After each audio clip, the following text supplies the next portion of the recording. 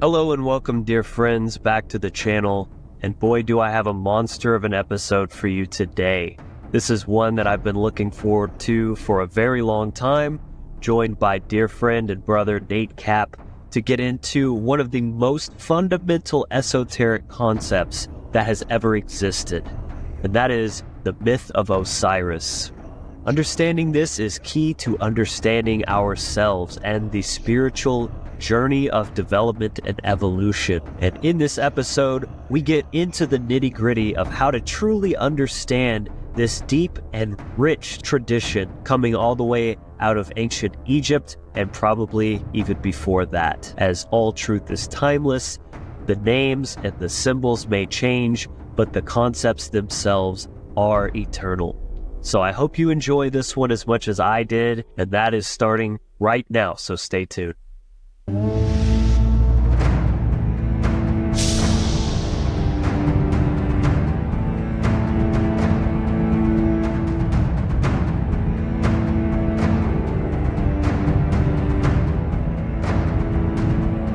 Alright, welcome in everybody to another episode of the Wizard Factory podcast, where together we explore deeper knowledge of the universe through ourselves. My name is Logan Hart. If you're new to the channel, we're all about giving you the spiritual tools and mindsets to live a more free and empowered life. So if you haven't yet, subscribe, click the bell, and drop down and hit the like button real quick on your way in. And let's go ahead and kick things off. So I am joined again by dear brother and absolute informational powerhouse, especially in all things mystical and esoteric, my good friend Nate Cap. He was here on the channel before as a guest to speak about the language of the birds. So that was a really fantastic segment. And we're here to breach one of the, if not the topic of all topics, the myth of Osiris. So strap in, this is going to be a monster of an episode, information packed.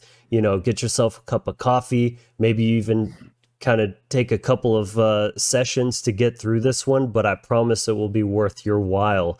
So without further ado, welcome to the channel, Nate. Always good to have you here, my brother. Thank you. Appreciate it, Logan. Great to be back on the Wizard Factory. And yes, this is something I've been looking forward to, something I haven't really done. I haven't put together my own presentation of this yet because I've just really been gathering, eclectic information of the Osiris myth. And so it's a huge topic. So I'm really excited to dive into this, and I really appreciate you giving me this opportunity. So absolutely, we'll see where this goes. Yeah, so maybe this would be a sort of a good primer to kind of see where you're at with the information that you've compiled, as far as in future projection of when you decide to put a presentation together or put this into your podcast. This will be a nice precursor to that. Yeah, absolutely. So I'm super excited for this, man. And I'm pretty much going to let you guide this as far as where we go, how you want to start things off. I mean, this is a huge undertaking, and we're going to do this all in one go. So where would you like to begin, sir? Well, undertaking is an understatement. It's extraordinarily massive.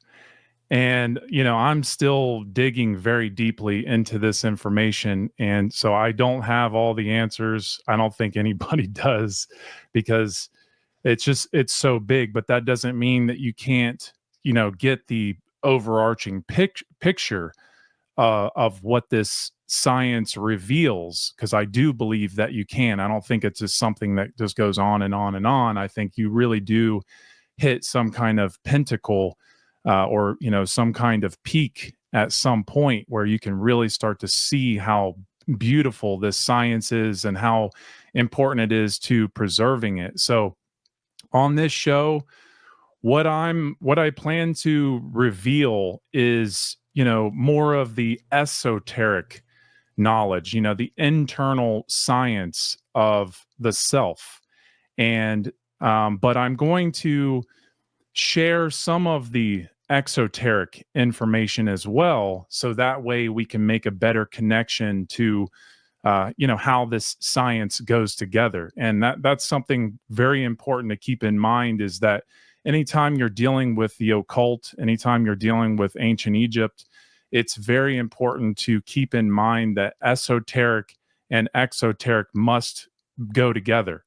You have to look at things, in all ways, but especially those two ways. Holistically. Because, right, holistically, because you want to understand the outer part that, a lot of people can understand, who typically see things from more of a material point of view.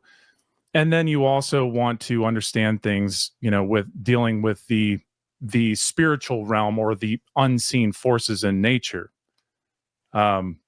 Excuse me, my light. It keeps blinking on and off. It's the unseen forces of nature letting you know that they're listening. Yeah, I was thinking that as soon as I said it. That's what I was thinking. But I really encourage people to study the esoteric mythos collectively, and do this from an array of scholars and authors who are either well known or not well known, because it's going to give you a better, bigger idea of what has been preserved, for one, because the exoteric knowledge is pretty readily available. Not so much of this science. I mean, thanks to people like Wallace Budge, or even Plutarch, who has really been the revered as the guy who really preserved this type of knowledge of Osiris the best. But also I would say Gerald Massey, and these men are among the few who have done the eclectic homework to really bring to us this knowledge, especially from an exoteric perspective. And I would say that they were nescient with the understanding of the mystery traditions. And that's important, because because they knew deep down, I know that they knew deep down how important this knowledge was. They just didn't have the mystery traditions to be able to break it down, aka traditions like Freemasonry, or especially esoteric Freemasonry, which really is the ancient Egyptian science when you really understand it. But there's modern Freemasonry, and then there's ancient Freemasonry, and I like to call it the ancient Egyptian science, because that way it doesn't get stigmatized. And also, it really is, when you understand the modern science, it really is the same science. Okay, because Freemasonry, especially esoteric Freemasonry, the way that I understand it, it is the central esoteric system.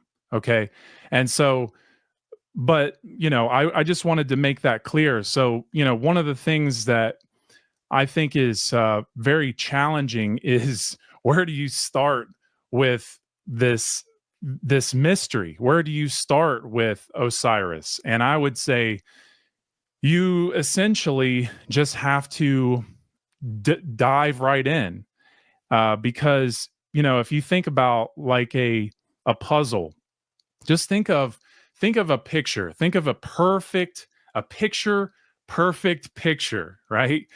And that picture, let's just say that it represents the blueprint of life or truth. Okay.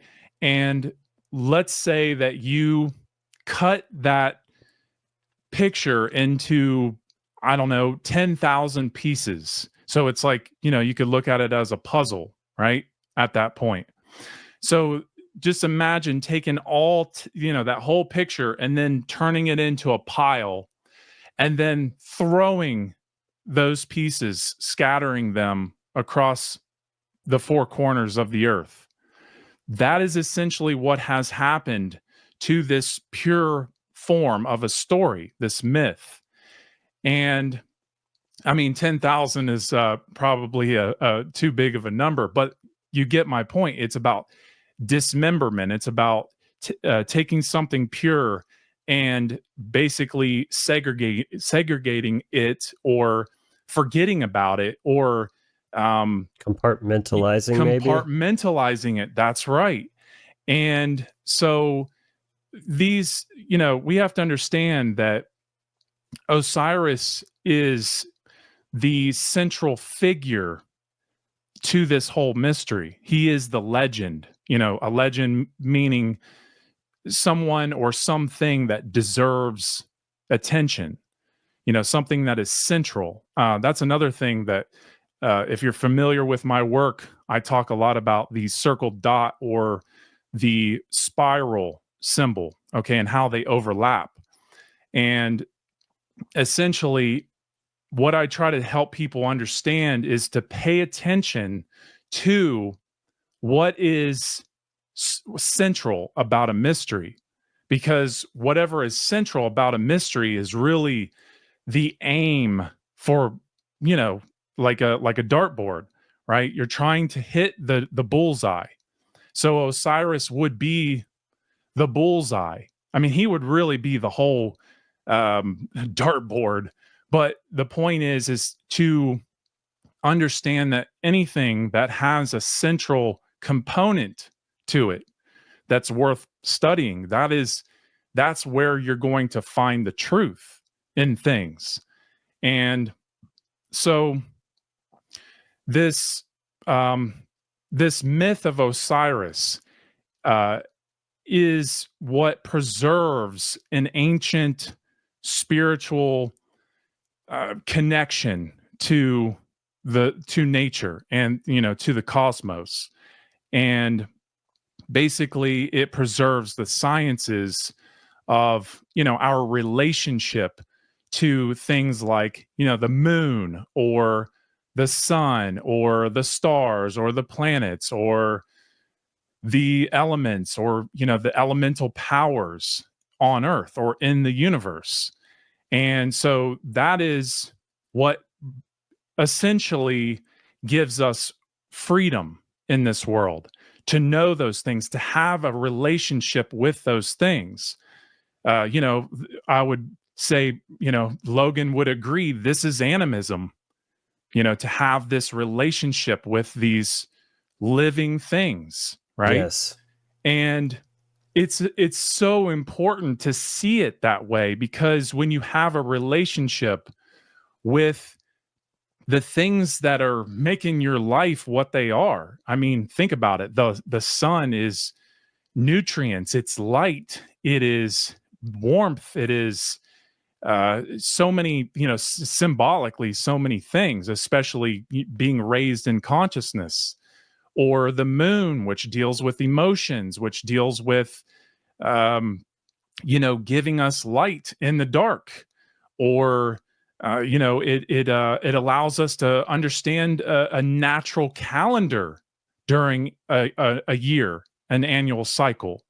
So, these things, if we have a relationship with them, we can begin to take back our sovereignty. And that is how I understand Osiris, to preserve that type of knowledge. And it goes so much deeper than what I'm explaining. So I think that's a good way to sum up how I want to, approach this. That's beautiful. Really great job kind of setting the table there as we're going to start kind of unfolding this vast mystery. So I guess maybe we can start with, we're talking about Egyptian Cometian mysticism here. This was one of their central figures, right? He was the king of the gods, essentially. Is that right? Right. Yes. Okay. And so this is the archetypal hero's journey, essentially, of the evolution of consciousness. And I mean, what could be more profound and important than that. Yeah, absolutely.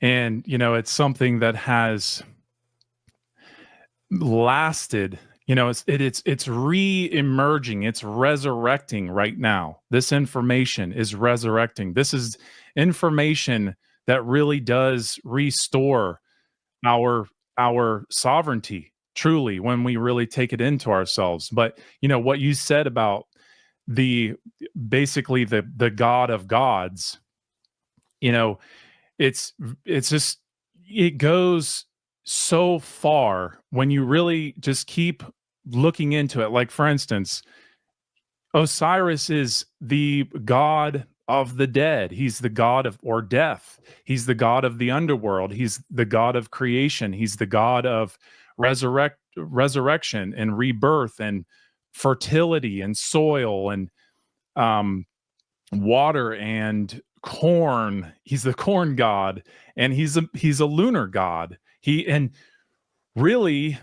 is the first solar deity when you really understand the science of what Osiris is. And as we go through these slides, we're really going to see how this truly is, and how the when you're dealing with the occult, when you're dealing with esotericism, this is where, and that's what I plan on showing people, is how these things reveal actual sciences in nature.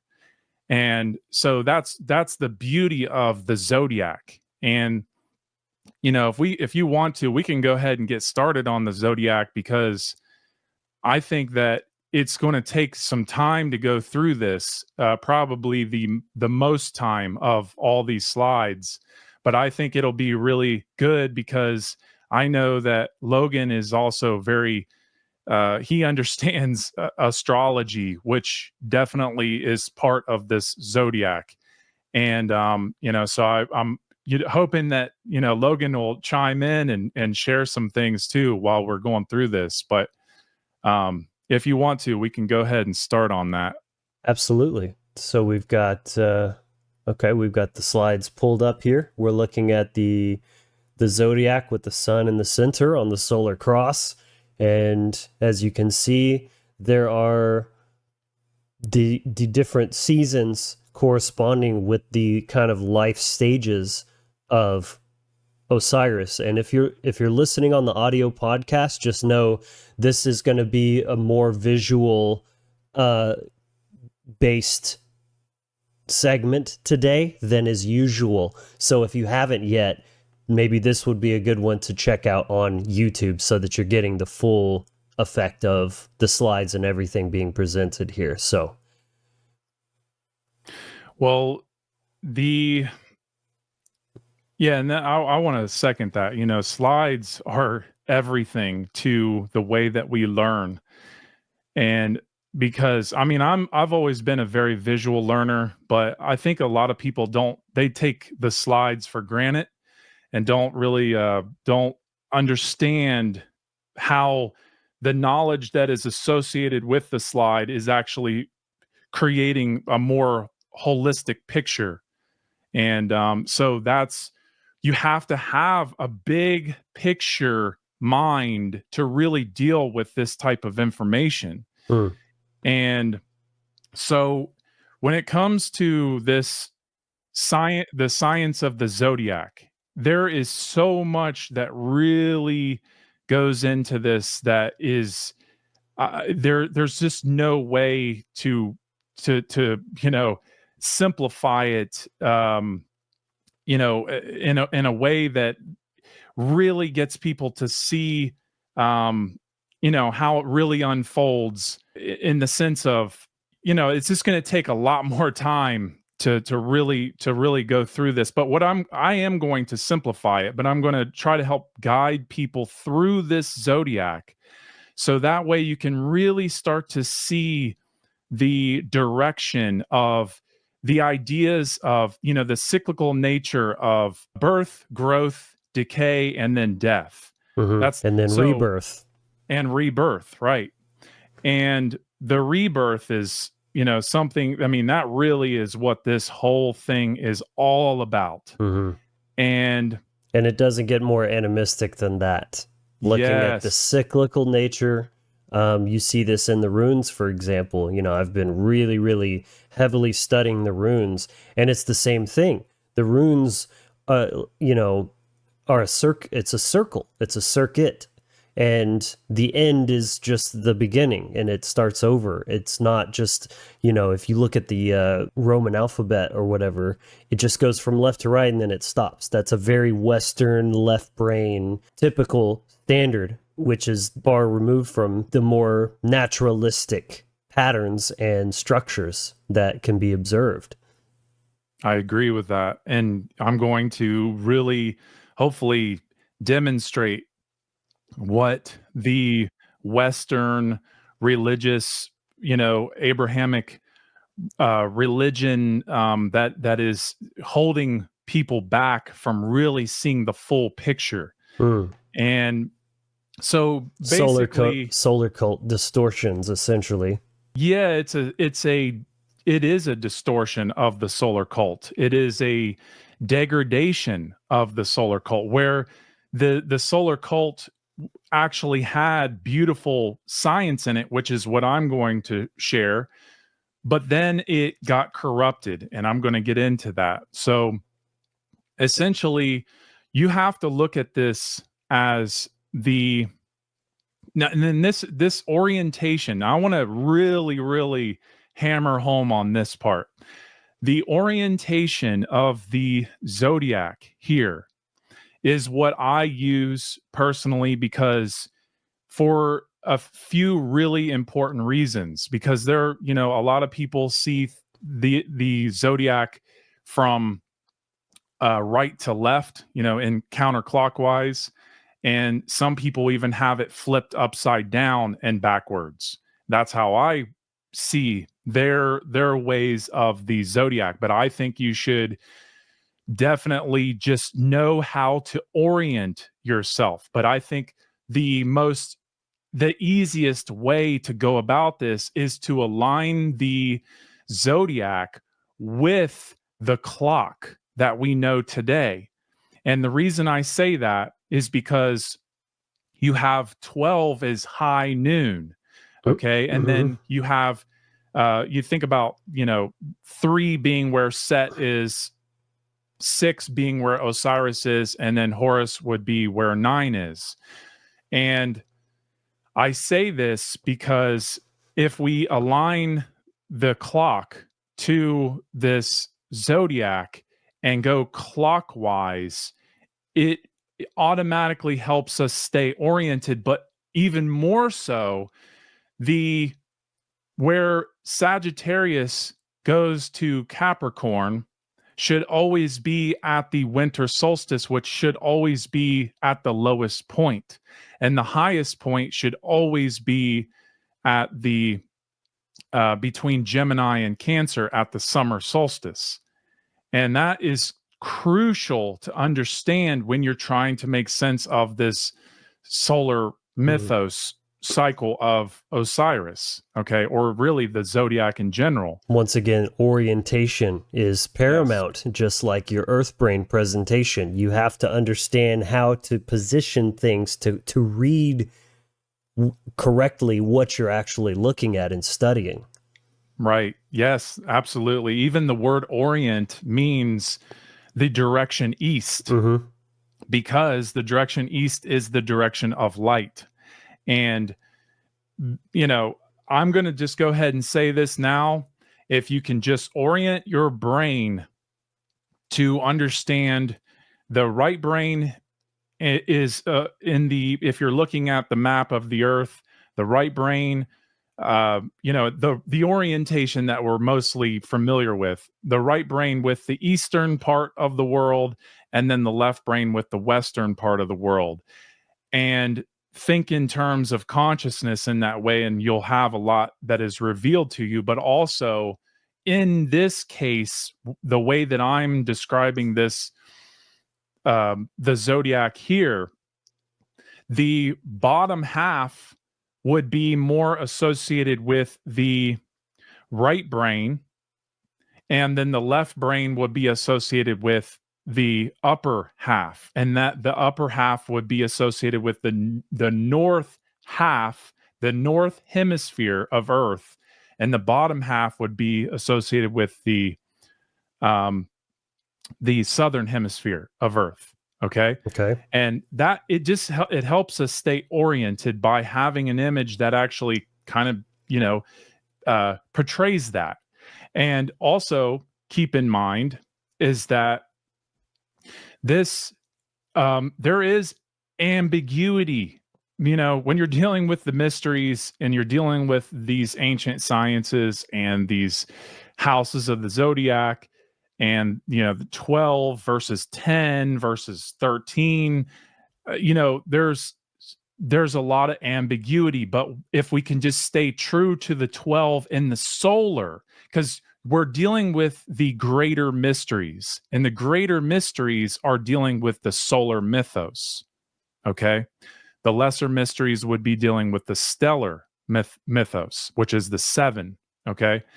And also the lunar, but that's a lot more advanced, and I don't want to go there. But to start off, we have this Zodiac, which is where we have to orient ourselves with the sun going through in a clockwise direction on this particular Zodiac. The sun goes through a clockwise direction through each house during an annual year, correct? Mm-hmm. So this is very important to understanding consciousness. And the way that Osiris has to be looked at here, and the way that I set up this whole chart, is to show that Osiris is connected as the spirit with each one of these other archetypes, which would be Ra, Set, and of course, Osiris is the god of the dead. Okay, that's what he's mostly known for, and then Horus being the god of resurrection. Okay, the rebirth, or the hero. Okay, so now what I'm going to do is I'm going to walk us through where the sun, being Osiris, the god of the living. Okay, that is one of the key points. The god of the living is going from the summer, or the whole spring and summer solstice of light. He's going down through Cancer and Leo and Virgo. And this means that the sun is going on its way to fall. Okay, so the sun is falling, right? It's going down into a autumn, which is a tomb, right? Autumn. And so, mm-hmm. Yeah, and then so you have this house right before Osiris enters the tomb, and this house is called Virgo. Mm-hmm.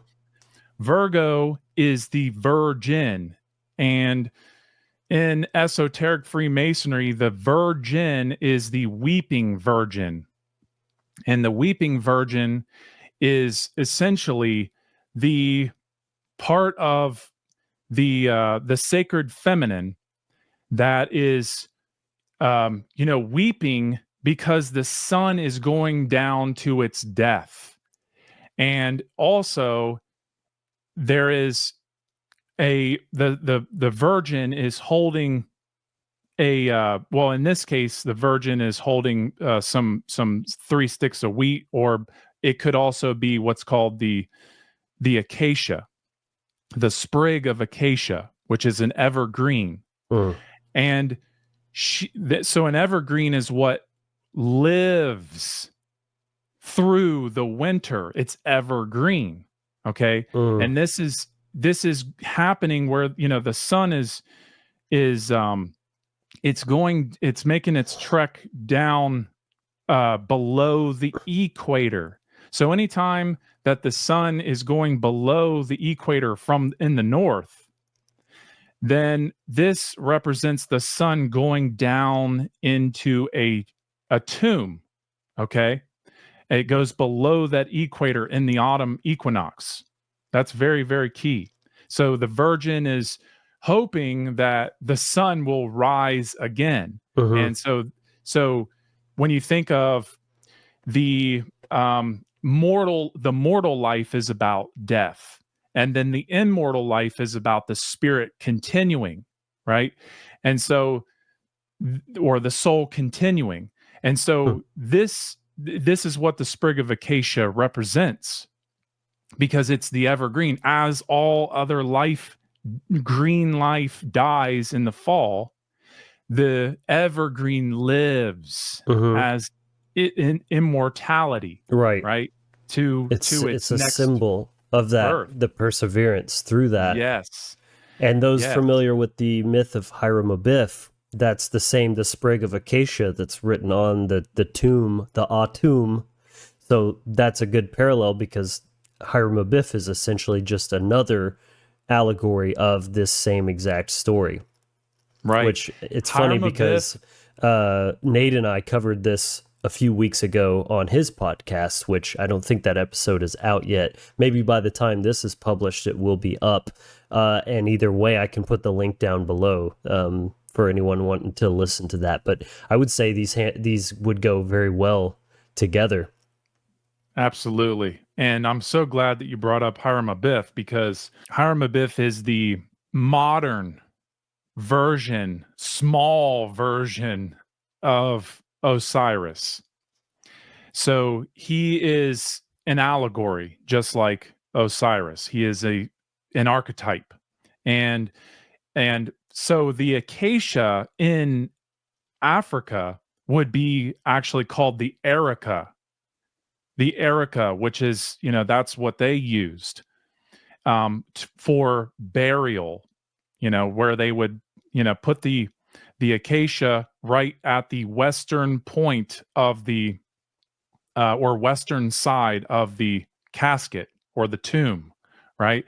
So this is very much tied with Hiram Abiff. And I think that Hiram Abiff is so important to understand, because he, as an archetype, is a bridge back to Osiris. And it's a very similar science to what we're talking about here with this zodiac. Okay. And this zodiac really is, in Freemasonry, you have these, what's called the tracing board. That's what the zodiac is. It's a tracing board, because you're tracing out this information. The path of the sun. Right. You're tracing out the path of the sun, the path of the moon. You're tracing out the consciousness. You're tracing out the elemental powers, everything. I mean, this holds everything in it that really truly matters. So the sun going into the darkness, or under that autumn equinox line that you see, the sun going down is being received by darkness, how we understand it in the northern hemisphere of Earth, right? And so when the sun is going away, essentially going down south, it gets the light gets less and less and less. So Set is the brother in the myth. Set is the brother of Osiris. And Set has to be really understood at a very, very deep level of just understanding that he's a power. He's a power in nature. He is darkness. And this is just to help us understand our own darkness within ourselves. And so, Set gets a bad rep because he's always associated with evil, which he does perform evil things. But it's about understanding that he is essentially just a power in nature. He's a force in nature. He is the darkness that consumes the light, because in the northern hemisphere during the from fall equinox to the spring equinox, the amount of light that we get is very small in comparison to the dark. So that being said, the sun is going into this darkness, and this darkness, so Set he builds this box or this tomb or this coffin, and this is also very important because Set is associated with deception. So he deceives his brother by having him get inside of a box just to fit him in this box. He deceived him to make him think that it was something good, and then he shut it with his 72 disciples, who then took that box, that tomb, and threw it into the Nile River. Okay. And then that's where he eventually drowns. But how that works in nature is that the sun is leaving, and it's very deceiving because it's like, well, is it coming back? It's like it's going down and down and down all the way down to the south. And so and plus life is starting to, fall, like the leaves turn colors and fall. Green starts to go away. Warmth starts to go away. And it's very deceiving whether or not this sun is going to come back. So then Set is the one who deceives Osiris, his brother, drowns him essentially. And then what happens is Isis starts to come in the picture. So Isis is the sacred feminine goddess, wife / sister of Osiris. But in this case, we have to understand her as the wife. And so she gets word that her husband has been drowned. And so once she gets word that he has drowned, then what happens is, and the reason she gets word that he has drowned is because she recognizes there's a little bit of light of the sun right before and I'm going to get into the science of the lunar, but there's a little bit of light from the sun reflecting off the moon, and she embodies the moon. But Osiris embodies the light of the moon because Osiris is the sun. So when she finds him, she finds him in a tree, like the casket is engulfed by this tree. And this would be, the tree of life, or the physical body too. You could look at it as. So this tree of life is where this casket is, because, this is about understanding the heart of the tree and, the mysteries of the tree, the sacred tree of life. Now, when that casket was found, then Set gets word that it was found, and he sends his disciples out to, get that, go grab that box, and he opens it up and takes Osiris out, and he begins to chop him up into 14 pieces. Okay. And this is very significant. The number 14 in this case is very significant. Okay. Because we're dealing with the lunar cycle. So Osiris, the reason that Osiris found, so when you look at it literally, it's about understanding that darkness found the light. The light had come back out in the dark, because he knew that it was the sun below the equator, he knew that it was the sun because the light of the sun was making a full moon. And so what he did was he chopped Osiris up into 14 pieces, and that 14 pieces is the waning angles of the moon from full moon to new moon. So each angle, each day, 14 days of each piece of light of the moon is the pieces of Osiris, because that is the sunlight reflecting off the moon. So he ritualistically murders his brother as the lunar god. Okay. And so we also have to understand, the sun going into the winter solstice is the waning. Okay. The waning of the sun. So the waning means lesser and lesser light, right? And so it's the same with the moon. So because the moon is the receiver of that light. And so this is also about understanding Isis as the moon. Okay. So then what happens is, so this is going down to the winter solstice. The sun is going down to the winter solstice.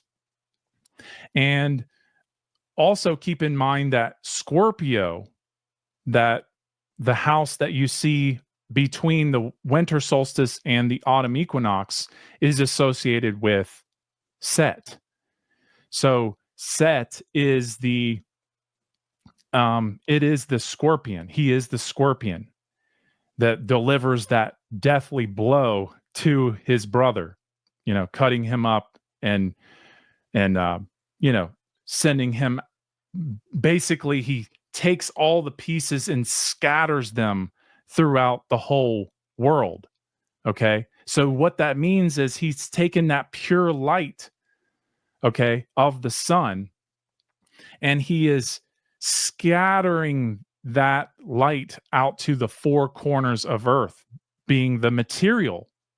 Okay. So that is why, Set is very, very important in understanding the dark occult, because you're dealing with the unseen forces in nature, and you're dealing with the way that nature shows you in this mythology, the science of taking something pure and breaking it apart into pieces. In this case, 14 pieces. Scattering that is the same as having the knowledge of, like, let's say, the few or the ruling elite in the R complex system of control in this world. Well, each piece is, like you said, Logan, earlier, each piece is compartmentalized. Each piece of light. And that's how the dark occult works in general. That's right. Everything from even like terrorist cells, government agencies, they all use this compartmentalization sort of structure to, it essentially, functionally, it allows them to conduct operations where each piece is serving its role, but it's also kept in ignorance of any of the other pieces at play.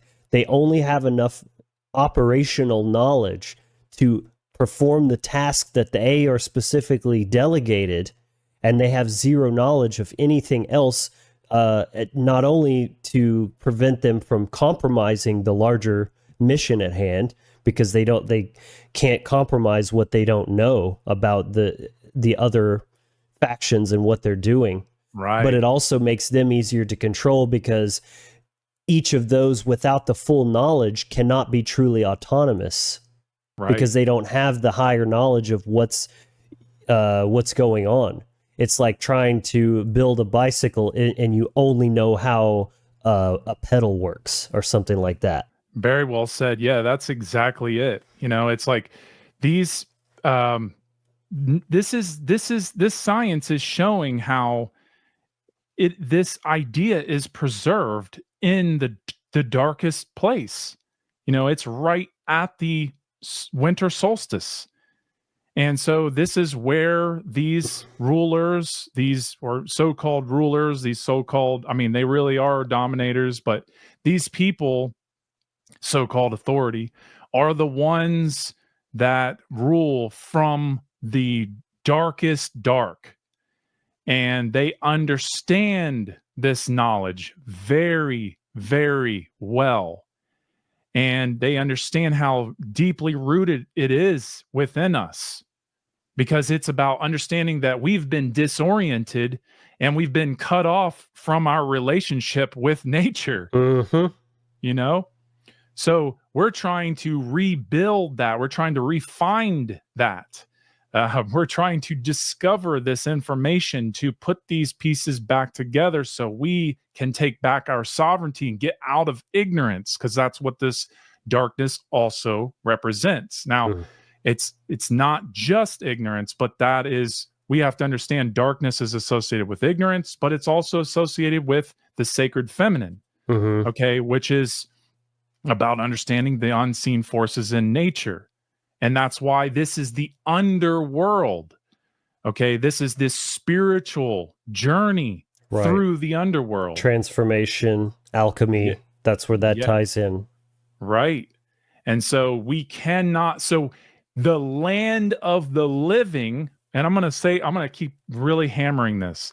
The Osiris being the god of the living is about the R complex, because one of the most beautiful things that we could ever understand about Osiris is he embodies the R complex. That's what he represents. And I'm going to get into that science later, but the land of the living is about ruling the land of the living from the R complex to keep people surviving, just like animals.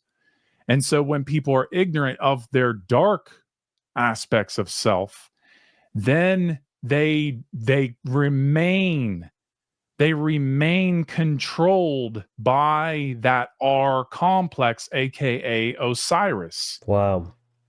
And therefore, when you go through the underworld and get to learn Osiris, you're the one who gives you life, the one who is symbolically gives you life, which is true because it's the R complex, which is what keeps you alive. But when you understand that and you live above it, now you don't need a ruler.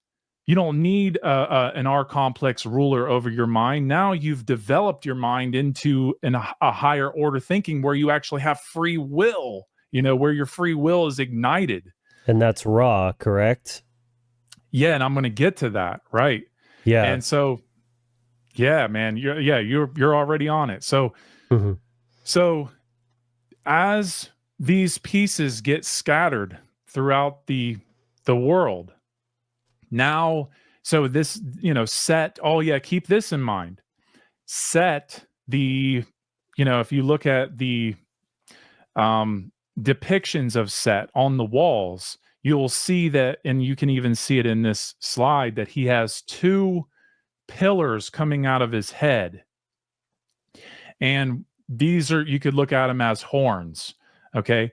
But these pillars, I like to call them pillars because it's about understanding Set is the embodiment of materialism, which is being a part in dualism.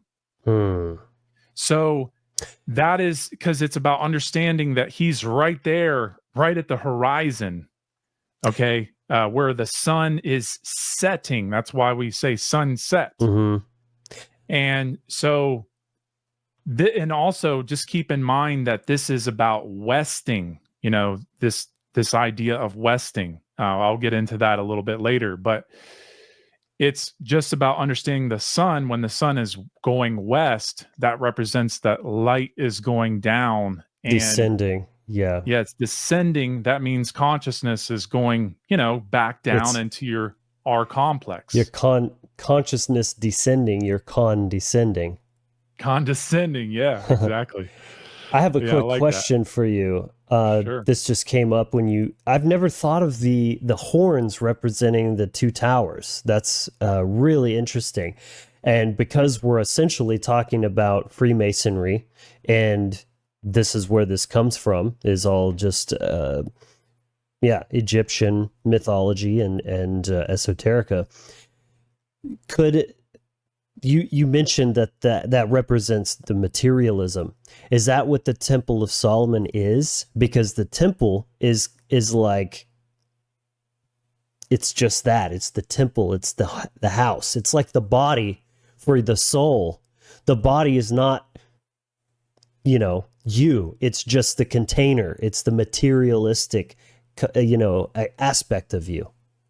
Right. Yeah, that's a very good question. And I think that as I go through this more, I'm also going to get into that science when we get into the Commission Trinity. But I just to help that be understood, it's like when you're going through this underworld, the soul journey, what you're trying to do is you're trying to understand both the light side of self and the dark side of self.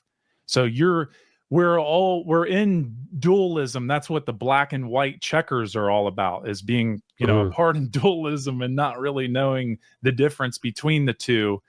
And, just like this idea that you can't understand the one without understanding the two.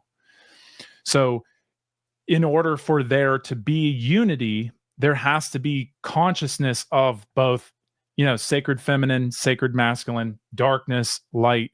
And therefore, that's where you start to find that middle part of self, equilibrium.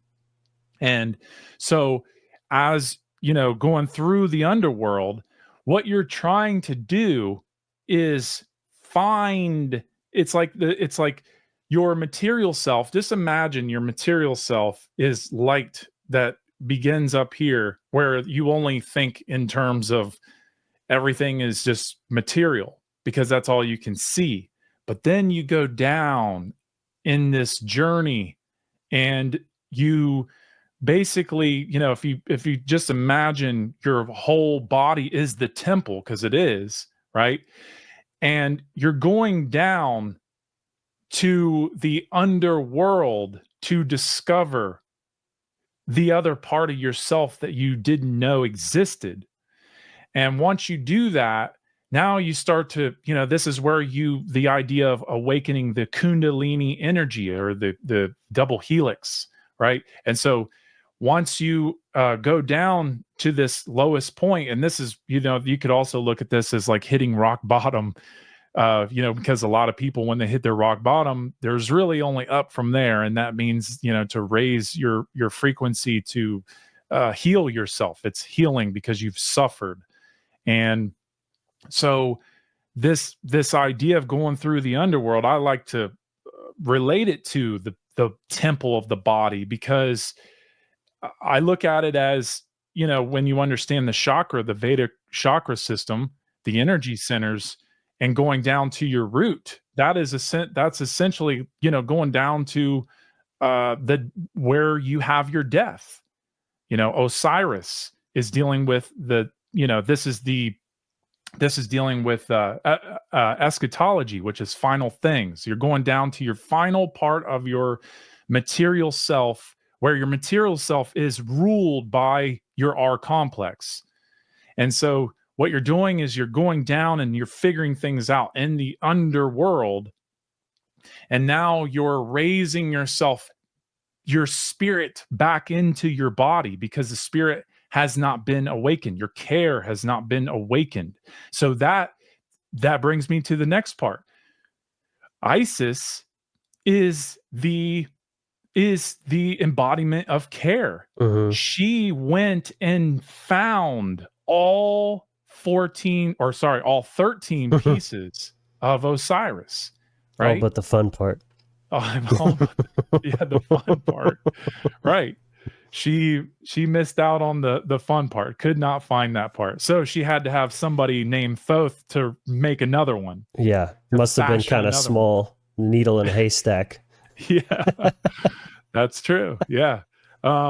So that being said, Isis is this is to me one of the most important parts, because if Isis represents care, the sacred feminine, and this is right, when finding out that truth has just been scattered throughout the whole world, and it's up to you to go and search for that, because your care is your love for truth, being Osiris symbolically, right? So your love for light, and maybe you don't find every piece of it, which is why she doesn't find the phallus. But the point is that we also have a messenger lunar god named Thoth. So Thoth is the lunar god who is a messenger, being this messenger from the sky, who comes down with this, this phallus. And and also to keep in mind that a fish ate his phallus. That's why they couldn't find it, because a fish just saw that phallus and got hungry and ate that thing. Thought it was a worm. Thought it was a worm. Yeah. So the fish has it, so we got to find the fish, and that's also another important part of this. But the point is, well, is it to do with Pisces? Oh yeah, because Pisces is right here on the precipice before coming back into the daylight. Right, and that's very important. So, this is one of the, and I'm going to explain this more in the Commission Trinity slide, but this is where things are really interesting when it comes to consciousness, is that Osiris is no longer at this point, because care has found those pieces. Osiris is no longer in need to be the god of the living.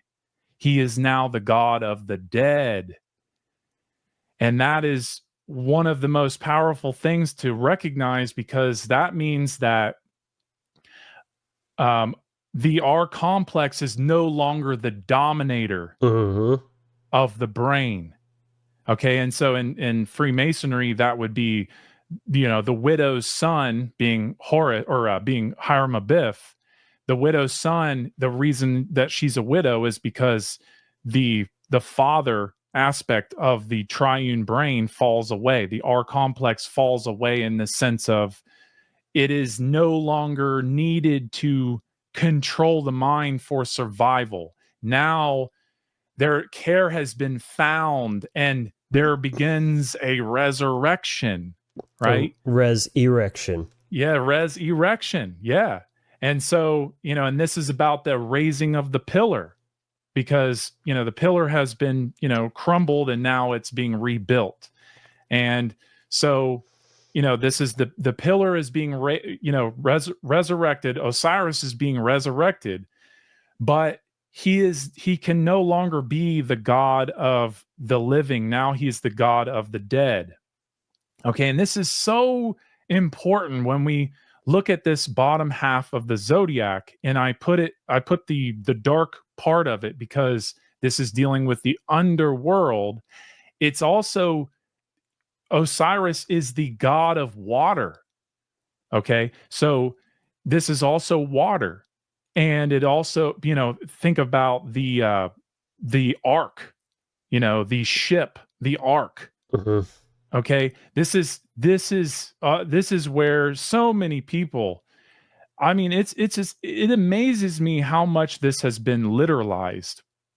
This idea of the deluge and the ark, Noah's Ark, yeah, animals, yeah, Noah's Ark, yeah, that's what I meant.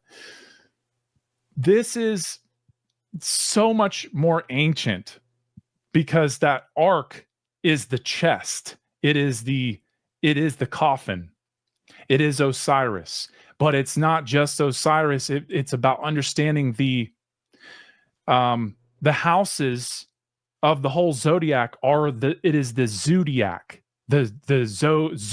zodiacal animals. Those are the animals in the ark, because the ark is going where in the deluge. The water is the bottom half, the fall and winter. Okay, so this is where the deluge is taking place, because it's about a cycle.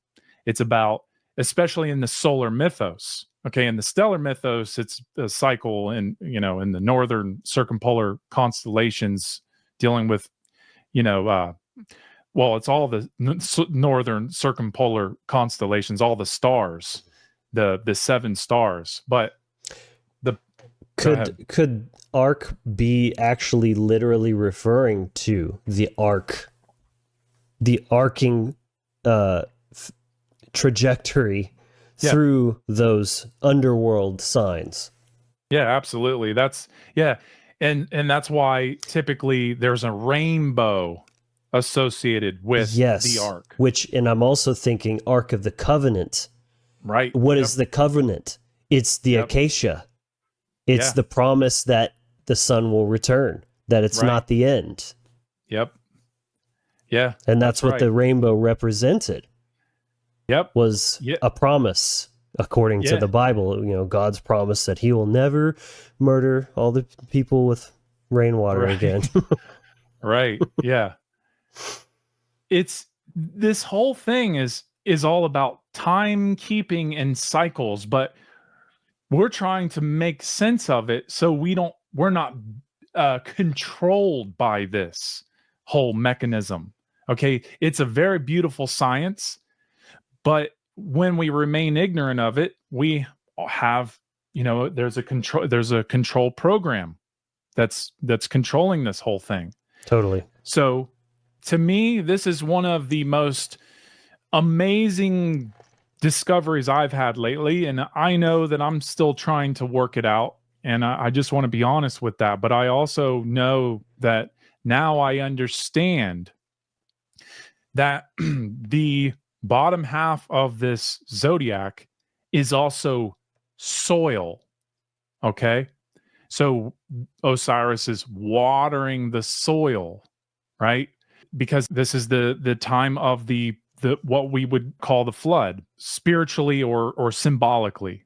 Okay, because it's about going into the underworld, which is dealing the darkness. Into the depths, right? The depths of the water, the depths of, which is the subconscious mind as well. Yeah, absolutely. So going into the deepest recesses of the mind, and the heart. So when we think of the winter solstice is when the sun is at its lowest point, this is about understanding the death of Osiris. Jesus Christ. Or Jesus Christ. Yeah. Well, and I'm going to get into that, because Jesus Christ is an overlap, the corruption version of this. And that's a big can of worms, but we can understand it in a simple way, and I'm going to try my best to describe that and as simple as possible. But just think of the sun. Think of the lower half of the zodiac as the sacred feminine womb. It's not just a tomb, it's a womb. And then I want you to think of the upper half as the sacred masculine, the light. Okay. And so what happens is there is a union when this union happens between the masculine, when the masculine seeds, because it's about sowing seeds in the autumn in hopes that, they'll make it through the winter and grow in the spring. That's part of the myth, part of understanding the corn god as well, but which is Osiris. But it's a beautiful science when you really understand that the sun going into below the autumn equinox is about the sun seeding, the masculine, seeding, penetrating the feminine, the womb. And then on the 25th is when the sun or the seed sprouts. Okay, this is the way that I'm putting it together. Okay, this is the way I'm setting it up. And I'm still finding that there might be a little conjecture with that, but that's okay, because what I'm trying to do is show you something very beautiful here. Whether that's conception or not, what I'm about to say I know is definitive. I don't know. I don't quite understand the conception part, where this seed was originally created. Okay. But what I do understand is when the seed sprouts, that would be the 25th of December. So the seed, so think about this too, and I would say that the ancient Egyptians would consider the moment of conception is really the moment of the moment of birth, in a sense. And I'm not saying that means like, birthing out of the womb right away at conception. But what I'm saying is we have to think of the moment of conception is where this new life begins. And when you think of a seed at the bottom, under the soil, the seed growing through, when it sprouts and germinates and goes through the soil, this is the element of water and the element of earth. Okay. And then the seed rising is the element of fire into the element of air. And so now we're getting into we're going to go over to Horus.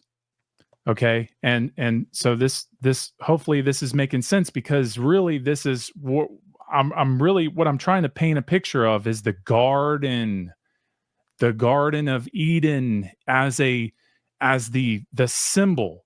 Okay. Something that, I've never heard anybody talk about that. So that's why I'm walking this through. Okay.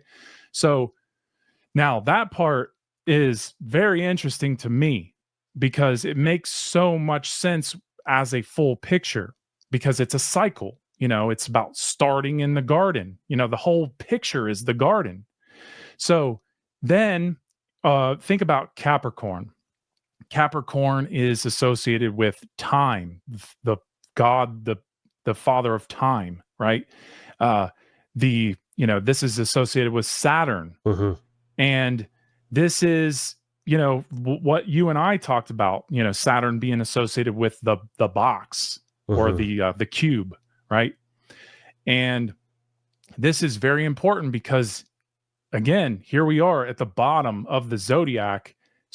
This is the starting point of life, right? The starting point of the seed that has sprouted. So the box would be, the protection of that seed where the seed starts, symbolically. And now it's starting to grow. It's starting to germinate. So this, now this is all about time. Nature needs, it performs its magic with time, not as we really understand time, but in the sense of things take time to grow, right? And things also take time to die. But also it's, and that's our understanding of measurement of, from birth to decay to death. But in the more, dealing with mortality especially. So then the sun, Osiris, is this is about understanding that he also embodies Isis. He spiritually impregnates Isis, with the new phallus. But it's about understanding that the R complex is no longer needed to rule the day. So then what happens is, think about Aquarius. This is where the seed is being watered, or the baby inside the belly is forming in the water. And then Pisces represents the birth canal, where the moon, so Isis is the lunar goddess who is pregnant now with Horus.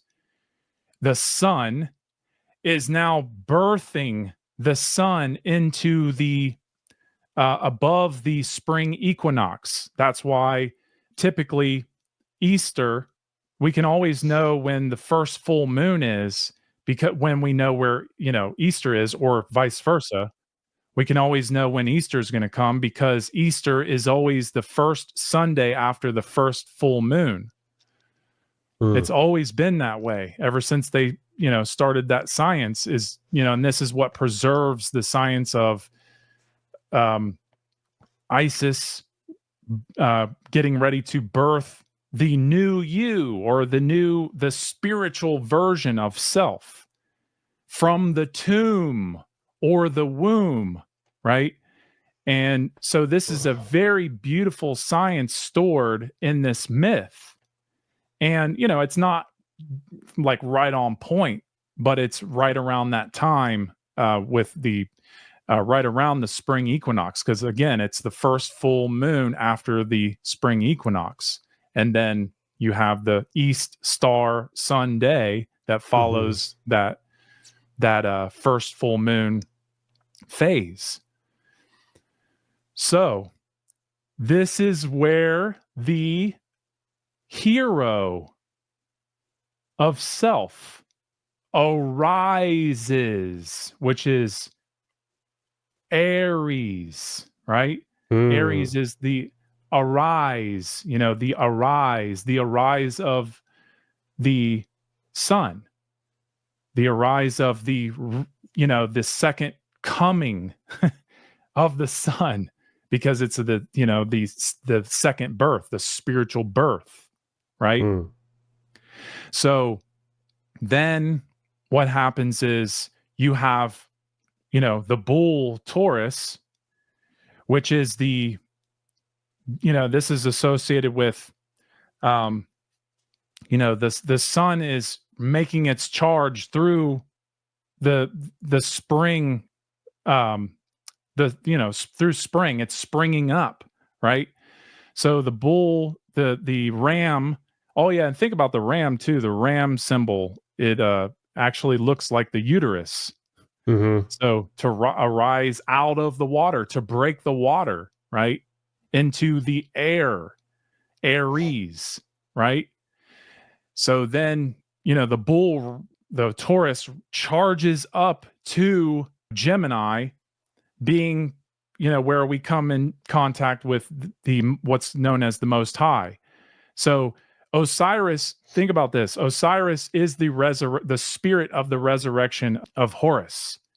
And then Osiris is associated with each one of these aspects or elemental powers in nature. And so, and in consciousness, because it's all a reflection, it's a correspondence. And so Osiris, now this is a really important part to pay attention to, because the summer solstice is Osiris and Ra, okay, or ray of light, ray of the sun, raised, growth, fully raised. And so there is an actual name for Osiris connected with this nature elemental power, which is Ra. So he's called Os-Ra. So Os-Ra means the power of Ra. So Osiris is the power of Ra. And this is a very beautiful science that, if we understand it spiritually, this is truly about being in alignment with the sun, not worshiping the sun, because that is the beginning of the corruption of the solar mythos, which, I would say happened maybe, 50 to 70,000 years ago.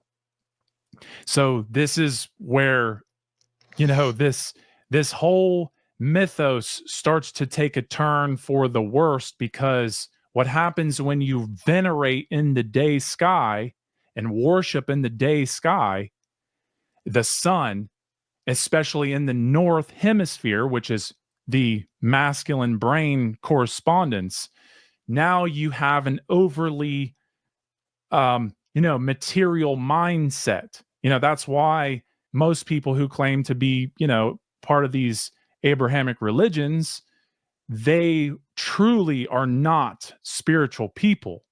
They might have a little bit of essence of spirituality, but they are more materialist than they are spiritual. And that is because of this corruption in the high priest class of Ra, with venerating Ra as worshiping Ra. That's why Ra is always associated with Most High. And when we put Ra as Most High, or the sun as Most High, without understanding the spiritual lesson, the moral lesson of this whole mystery, then that is where we become corrupt. And that is something that has happened over this long period of time. We've lost our way in the, our spiritual way home. And that is why the re-emergence of this science is so important, because it's about restoring that back into ourselves, so we don't live with this what you would say, this Abrahamic mind virus, because it's about keeping the mind venerating and worshiping the solar deity, the solar disk. And it's understandable why people do, because the sun it's warm, the sun is light, the sun is nourishing, the sun it's reviving. And so, common sense would say, well, why wouldn't you venerate that? But the thing is that that is what turns it keeps materialism on top, you see? Yeah. And that is no. We need to flip it, because spirit should be on top. And that's what this science is helping us understand, because Ra is the spirit raised. Ra is the embodiment of the spirit that raises from the lower casket self, the lower tomb, because it's about fire in the middle. It's about heart. That's why the pyramid is the pyramidal mid. Yeah. It's the fire in the middle. And that's also, this is about understanding that Osiris is he's pyramidal. The science of Osiris is pyramidal. That means that, and I'm going to get into this a little later, but he is the 5. Okay. And that's so crucial to understanding that the fire in the middle. So when you understand the X as a 2-dimensional symbol, when you, that's 5 points. So the 5th point is in the middle. But when you understand the X as a pyramid, it is the middle point raised. And that is the fire in the middle. That is the spirit raised. The volcano, the Vulcan. That's right. Volcano. Yeah. Yes. Yes. Absolutely. It's tied in with that mythos. Yes. Amazing stuff so far, dude. This is just so on point, so powerful. I hope everyone is enjoying this as much as I am. If you are, don't forget to drop a like below. It just takes a second. So I have a couple of questions for you before we move on. First, I wanted to touch on, you were talking about the materialist mindset of the Abrahamic kind of distortion, which at first it was like, a lot of Christians seem kind of anti-materialistic in terms of, oh, I don't care about money. It's all about helping the poor, and it's easier for a camel to pass through the eye of a needle than a rich man into heaven, and this sort of thing. But that's not the only idea of materialism. It's also literalism. That is the antithetical mindset to animism, which is holistic connection, pluralism. And so that is the key to understanding the absolute polar extreme difference in these is biblical interpretations is almost always a literal translation. Even a story like this, it would be these are factual events that happened historically. This is why the Bible is so touted as this historical document, and that is a big aspect of people's insistence that it's real, that it's the infallible word of God and this and that, because it's so historically accurate. So then, rather than taking all these myths that are interwoven throughout that tapestry, taking it totally literal as if it's just other historical accounts of things that happened. That is the materialist mindset. It is completely lacking the pagan mindset of allegory and mythology. That is so crucial to activating true spirituality. And it makes sense why, this is why I say it's a mind control program, because it's like a proxy for that. It's a false substitute that's plugged into your God hole in your mind and twists your thinking into that materialistic, literalist viewpoint. Absolutely. Yeah, very well said. And you are spot on. The way that I understand this is that when you are in materialism and you are, again, these people believe that they are spiritual because they believe in a higher power. They believe in God. Belief in God comes with all kinds of dogma, because it means that you don't care enough to know your creator. And these people just believe whatever they're fed. And this is what leads to socialism, man's law, because it means that, man is the authority who can essentially tell you what to believe, about your own creator or about the creator. And, this is why the church is so, adamant about keeping their power, because they know that people are very dogmatic in their belief systems, and that they will just, believe anything which resides in materialism.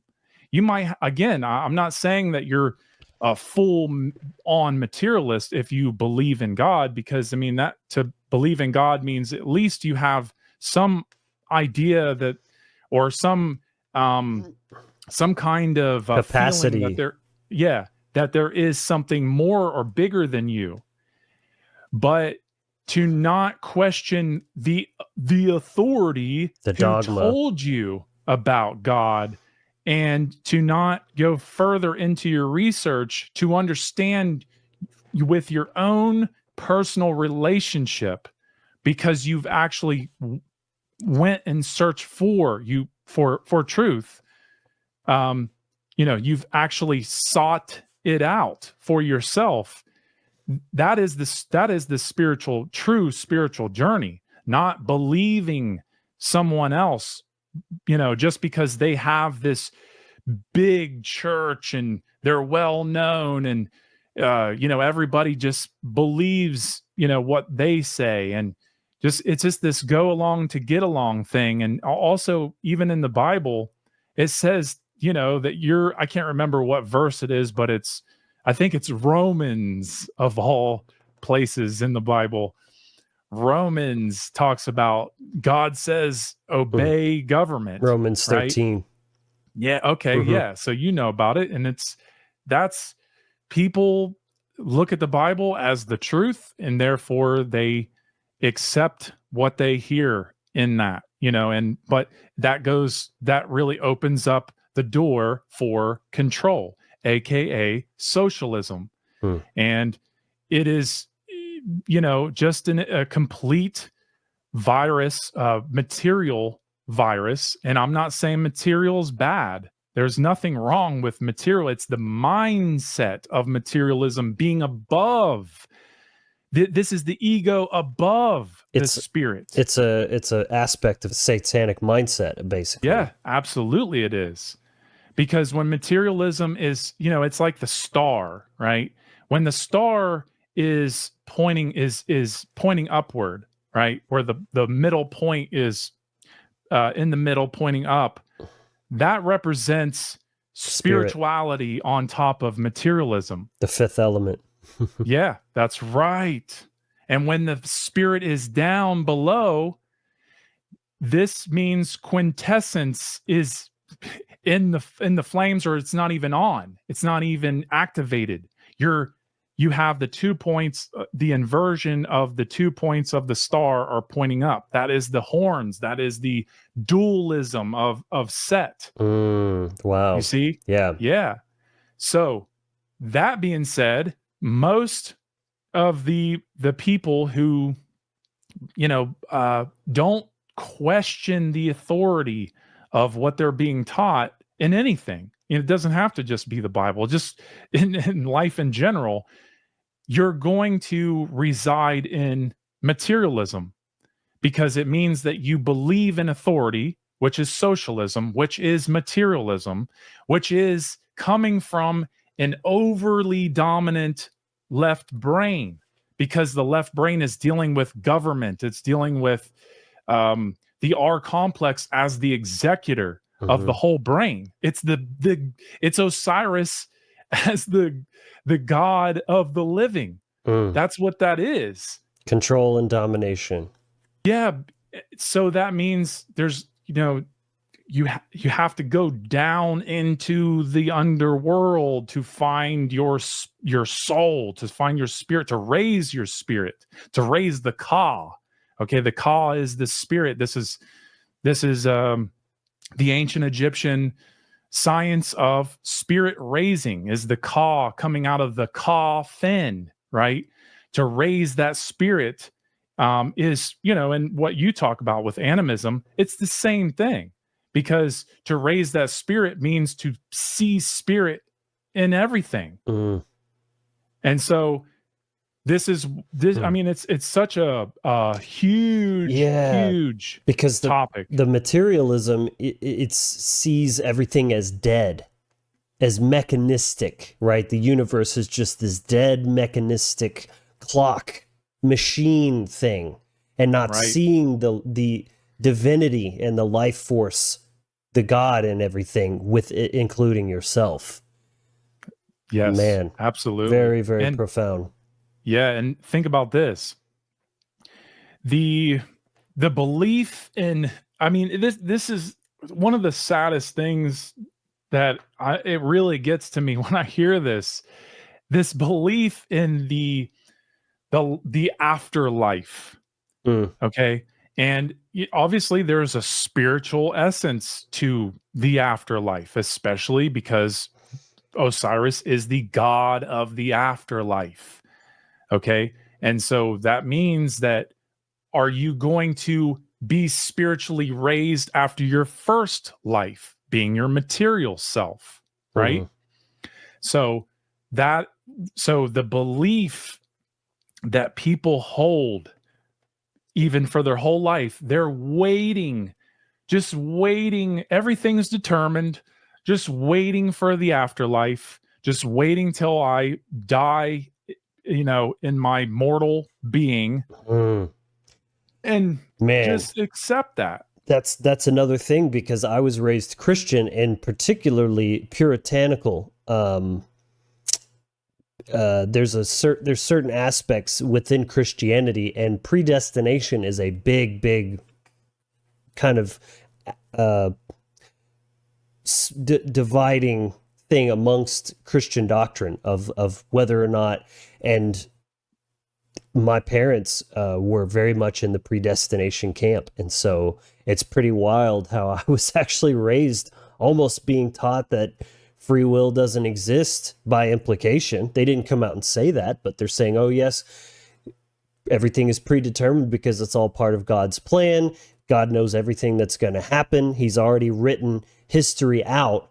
And so it's like, well, what the fuck does he even need us for? What are we even doing? And what is, what's the point of all of this? Not that I even had the capacity to ask those questions at the time, but it's a fucking mystery and a miracle that I managed to get to where I am now with my consciousness and my philosophy intact, when that was what I was taught from a young age. But yes, this is so eye-opening and really like mind-blowing, because again, on its face, Christianity doesn't seem that materialistic, but there are these very important pillars of materialism that are baked and embedded down below the theology of it.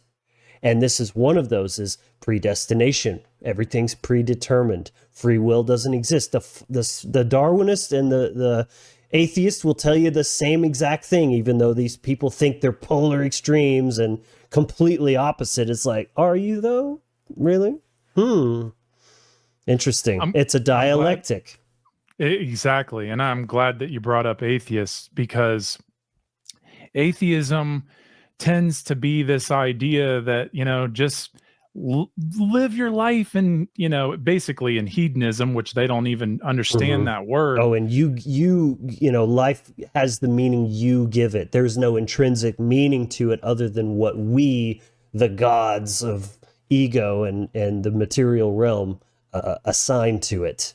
Right. No purpose at all. And that's because they never have even stepped foot in their own temple to find purpose at all. And it's real safe. Yeah. but it's insane just to think that you and I could have been that duped, to basically buy into one of those dialectics. And here we are being able to talk about this and show how each one of these ways of being is dogmatic, and it's what remains, it's what maintains materialism. And materialism is what maintains the slave socialism. Fucking system. Yeah. Yes. Dude, so fucking powerful right there. So this science is, it is so important that we, what we're doing right now, we're preserving this information. And this is, so I'm so thankful for the other men and women who have sacrificed everything to preserve this knowledge for us to even have a chance. Because without them, and that's why we do this, for the labor of love, because that's the only thing that is generating as a result. This is the natural law expression of love. This whole tracing board is natural law. It's a moral lesson, because it's about learning that you cannot understand truly right and wrong without understanding light and dark. You cannot be online and be raised to, obviously people, I really don't like this idea that, people just automatically know the difference between right and wrong. But in a sense, I would say, yes, it is written on your heart. But the thing is that we're not conscious of it. We have been systematically and even epigenetically just put through a grinder into this material mindset to where, I mean, it's just amazing how many people are social Darwinists or moral subjectivists, people who just do not buy into the idea that there really is a difference between right and wrong. So there is, and looking at this, this whole picture, this is what's helping us understand that at a very deep level. It's an unfoldment of natural law. That's all it is. Because it's about raising to be a moral being, to be upright, to be correct in your behavior. Erect. And we're going to get into that. Erect and correct. Yeah, acting correct. This is so epic, dude. Stand correct, right? Upright. Because here's another thing. Natural law is a process. Right. It's not just this static thing. There's an aspect of it because it's universal and it's all encompassing and applicable. But I don't know how else to explain it, but it's a process. It's like the alchemical process. There's no escaping the procedural aspect of it. Of just like, everything stays the same all the time. And it's like, it meets you where you're at. Yes. And there's a time and a place for everything, just like the seasons. This is animism. You can't think that you're separate from that or that you're going to get around that or mitigate that in any kind of way because it is you and you are it. Yes. Any belief that you're something else from that is just a mind virus. It's a distortion and it's a mental schism from nature. I mean, everything comes back to this one thing. That's why I've become more and more about animism, even because it's like, it doesn't negate natural law. It doesn't supersede. It's like, it incorporates natural law, but from a more holistic and just, it's like the entire framework for everything to fit into together. Right. So yeah, just the process is undeniable because that is what spirituality is the process of becoming, just like the present moment is ever becoming. The verdandi in the web of weird. It's an unfoldment, like you said yourself. Man, what's such a great word, unfoldment. Because it's a fractal. It's the fractal nature of the conscious universe that's just spiraling out into infinity, man. Yeah, spiraling in. Yeah. Dude. I'm glad that you brought that up. I'm not even stoned, man. Yeah, right. Yeah, you don't want to be stoned, right? Yeah. You want to be high, right? What were you going to say about spiraling? Well, I'm glad that you brought up spiraling, because to spiral in control, or to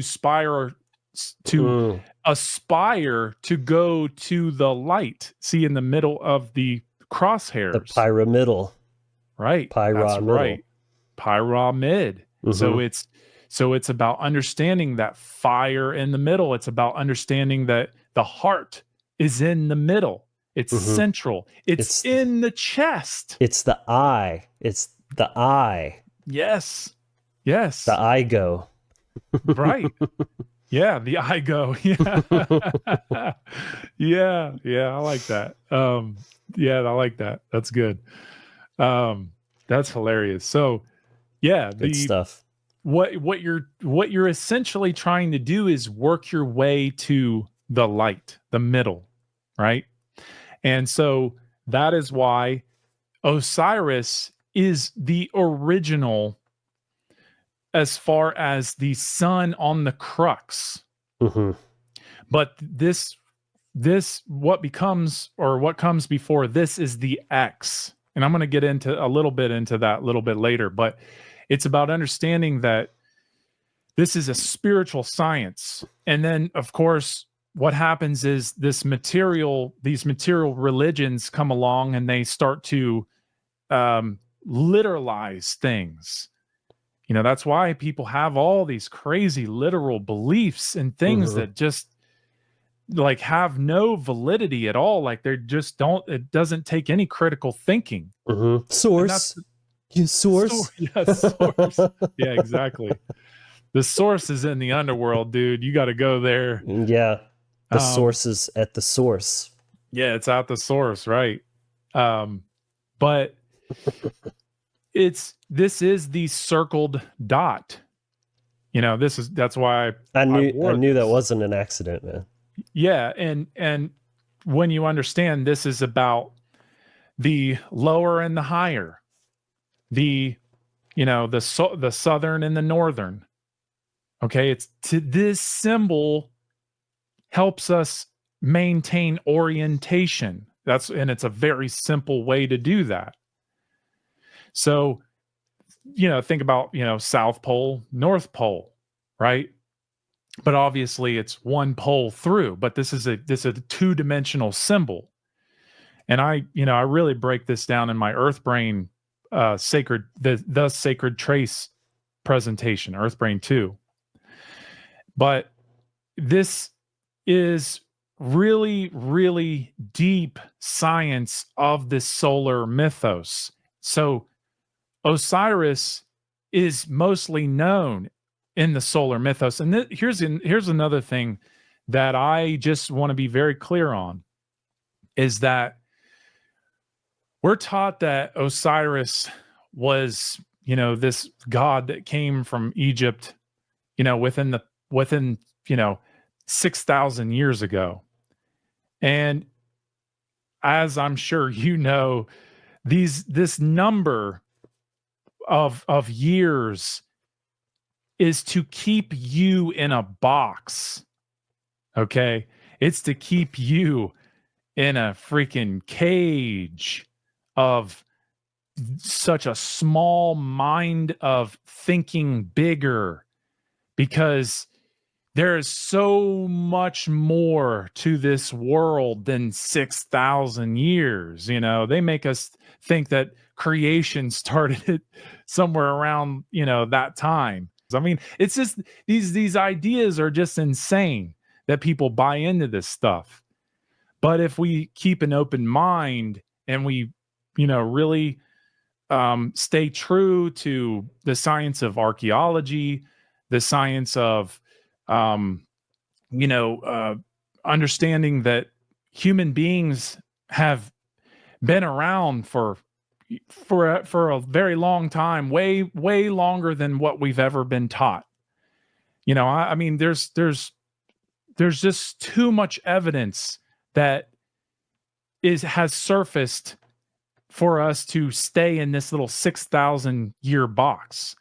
So when we're talking about the cult of Osiris, or the ritual of Osiris, or the myth of Osiris, this science goes, I mean, it's we're going to get into this, but it's timeless. But also at the same time, it was developed in the past, I would say, the past 100 to 150,000 years, but it goes back a lot further than that. But I'm stating big numbers, and I know that's scary for a lot of people, but if you pay attention to the tool making, and you pay attention to the Paleolithic era or the Neolithic era, where where there was stone tools being developed during this time, this indicates that there was intelligent human beings, but maybe they weren't, fully, developed yet. But what it does show us is that they definitely understood tool making. And, this is a whole big can of worms that I'm opening up, but I just want to make it clear how far back this science goes. But see, the science is already here, where we discovered it, and then we turned it into these stories, these myths, in order to preserve the knowledge of the actual science in nature. That's all it is. And how we are connected to that. and why we must not allow this materialism to continue. But obviously it starts with you, the individual. You have to be the one to make that change. You have to be the one to be brave enough to go into the underworld and face that dark side of the self, to really see this bigger picture. But the point is that this science has evolved, and there used to, it started off as the stellar mythos and then evolved, and that was sometime, I believe, sometime between, or sometime around 300,000 years ago. And then it evolves into the solar mythos, and then, into the lunar mythos dealing with the moon. And then, that lasts somewhere between 40 to 60,000 years. And then comes the solar mythos, which has lasted somewhere between 100 to 150,000 years. And so there's a perfection of this mythology. There's, the high priest class, the spiritual beings of this world preserve this information. So, through love and through care, through real, not being lazy, not being apathetic, which is the world we kind of live in now, really.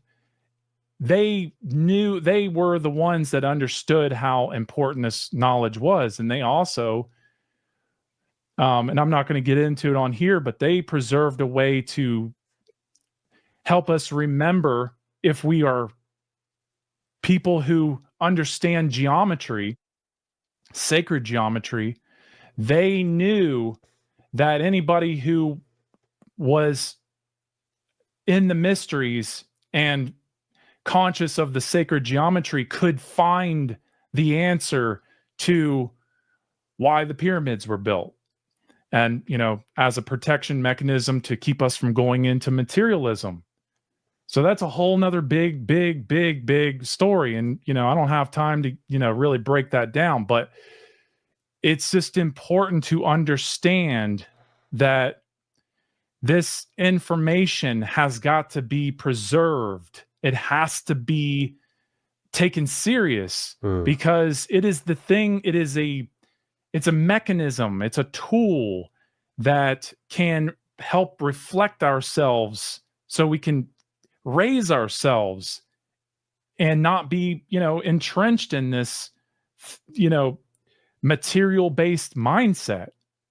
So there's so much more to that, but I really just want to stress that. And also, I know I went a little bit all over the place, but I really wanted to just make sure that is out there, because if we truly want to understand ourselves, we're going to have to open ourselves up out of that 6,000 year box that everybody is stuck in.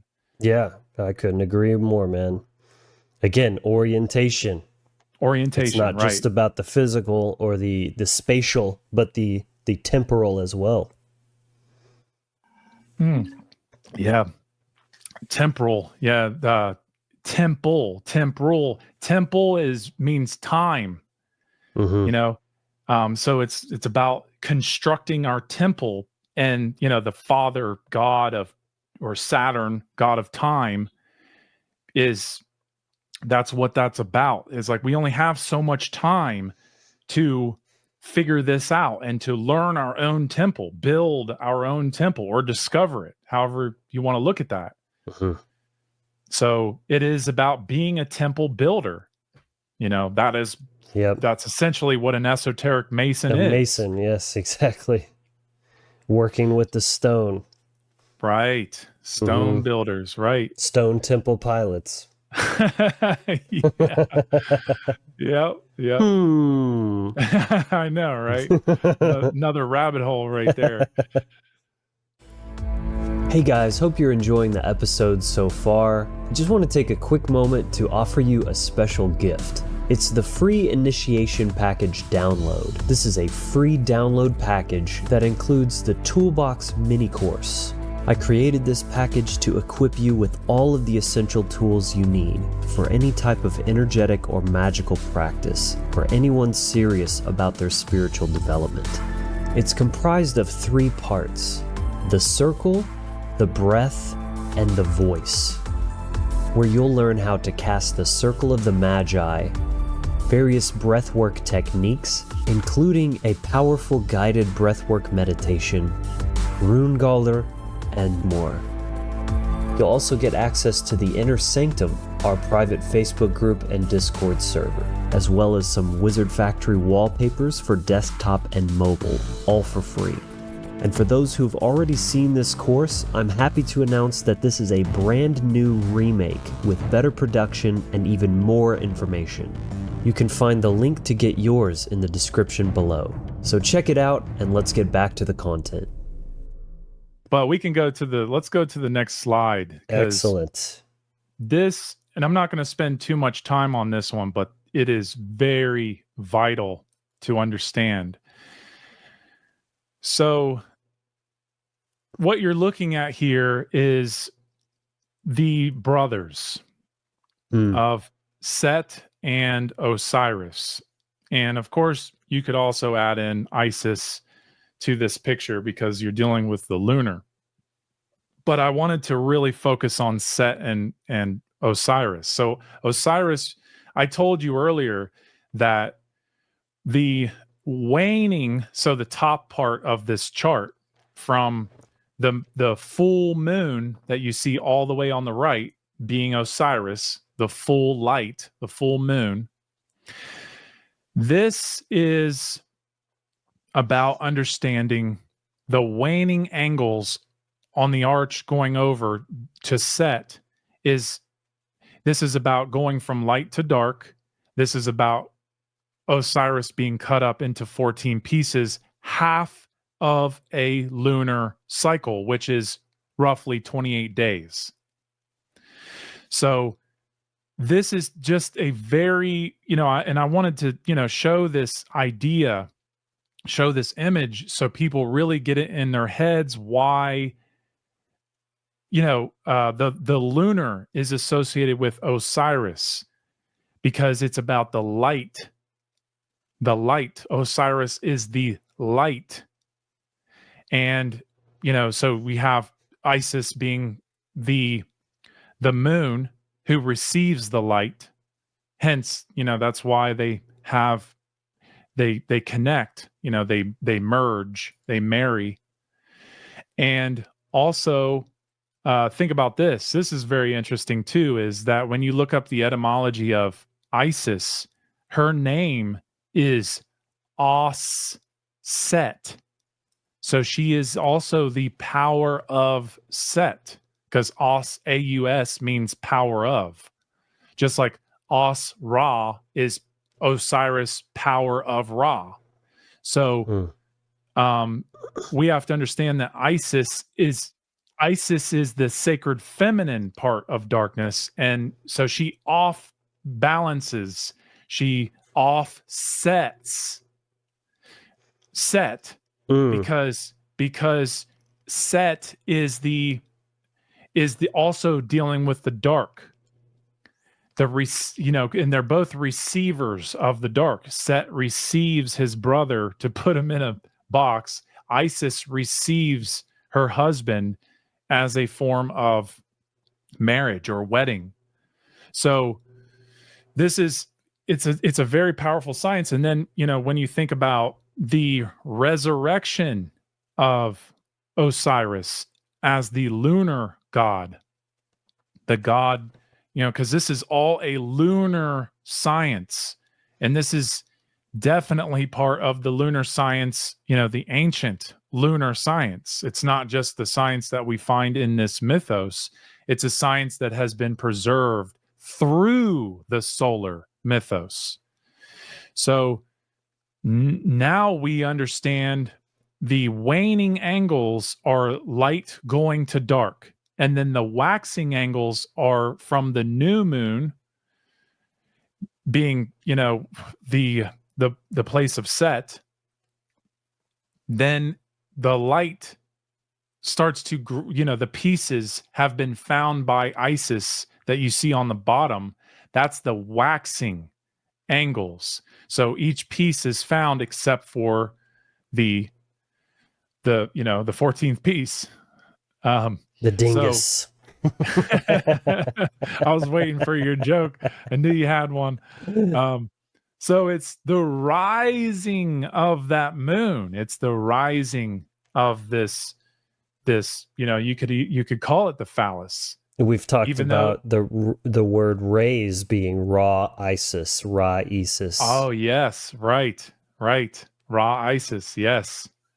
Because it's about going from she likes it raw, dog.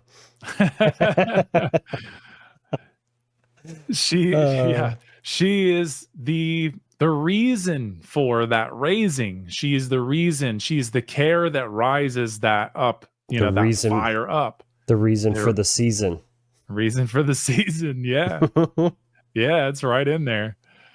Nice. Nice. Yeah, and right in the center, you see that his phallus is missing. He's cut up and the phallus is not there. So this is also part of understanding the idea behind the brother that is jealous, the jealous brother that does horrible things to his brother who is actually, raised. So I'm kind of wondering if you have any thoughts about the idea that maybe part of this whole transgender agenda and the removal of the phallus could be some sort of sick, twisted Osiris ritual on a mass scale. Absolutely. Because it's the dead self, the unintegrated, the dismembered self being raised as some sort of virtue or, veneration of bravery and all the crap that they say, about that. It's taken place in the dark, and it's taken place in materialism, because we have to remember that this is darkness. So this is the realm of ignorance as well, because, we have to understand that that's what it represents. Darkness isn't just the sacred feminine, and it's also ignorance. And it is a degradation of this ritual that's taken place. To cut off your genitals or to mutilate your genitals is a corruption of the Osiris ritual. It's a complete corruption of that, because it's the thing that is being sold everywhere. It's absolutely part of this whole thing. I mean, once you awaken to this whole science, you see it everywhere. I mean, it's all through movies. It's all through, the media and the way that things are done. Anytime you hear about dismemberment, it's not just think about this. The phallus is associated with the head. It's the little head, right? But it also is part of understanding dismemberment of the head, period. The actual head off the shoulders. So, also dismemberment is just, the body being cut up into, multiple pieces. So this is a multiple science of the archetype or of this myth, because we have to understand that, getting your head chopped off means, getting your head, your mind and your brain chopped off, right? And therefore you can't raise. How are you going to raise your little, head up? But it's also understanding, the phallus is the being chopped off is part of understanding that raising power of fertility, that raising power of, keeping life going, right? So it represents materialism yet again as well, because you've removed the head, you're putting all the emphasis on the body. the material vessel. Right. So this is very, very important science, because really the moon is very important to understanding the underworld, and understanding that this is where the light of the sun meets the moon, the sacred feminine. It's the receiver of light, just like Mother Earth. It's a receiver of light. And therefore, to understand think about this too, this is very controversial, but when you think of Lucifer is the light bringer. Lux Fere, the light bringer. And obviously this is always associated with, evil. And that's, you do have to understand it in the context. But when you think about the moon as the light bringer, it is true, because the moon is receptive of light, and it reflects to the underworld, or to the dark. It is the sun, the moon is catching that light and bringing it into the underworld, the place where the sun is not, present. It's a reflection. So we have to understand it that way, also, because a lot of people just associate, Lucifer as, some evil being associated with, this fallen angel, and, being associated with Venus, which, you have to understand it that way too. But I'm saying, there is another way to understand this, because it also makes sense when you really put it into this context. So again, it's a controversial thing, but I just wanted to make mention of it, because I think it does deserve attention. But well, the moon represents the mind in astrology and other traditions. This is why it has the same root word. Mind, man, and moon are all essentially the same. That they can be represented by the rune Mon-Oz. That's got the word Mon-Oz, and that represents humanity. And so, understanding the mind and the light reflecting the sun, the soul, the truth, is to be an illuminated being, but also being aware of the dark side of the moon, that which you cannot see, your subconscious and unconscious mind. That's the underworld of the mind, and interestingly enough. Right. Yeah, man. Yeah, that's it, and to, the mind to receive the light, and that is what the moon is. And God, there's so much that goes into that, and it's very, very important that we understand it that way. But yeah, Typhon, I'll think about this. Typhon, right? Set is Typhon. Typhon is Set. Typhon is the word Typhon comes from typhoon. I was thinking that. So typhoon is on the the western side of the Pacific Ocean, right? So this is so if you could think of a typhoon as a storm, because that's what it is, the storm is a vortex that swallows the sun in the west, right? So typhon is you could look at as the storm that swallows the sun as the sun sets. And it's powerful information when you really see it this way. But we're going to go ahead and go to the next slide, unless you had something else you wanted to add to this. No, this is great. So this is a very advanced science.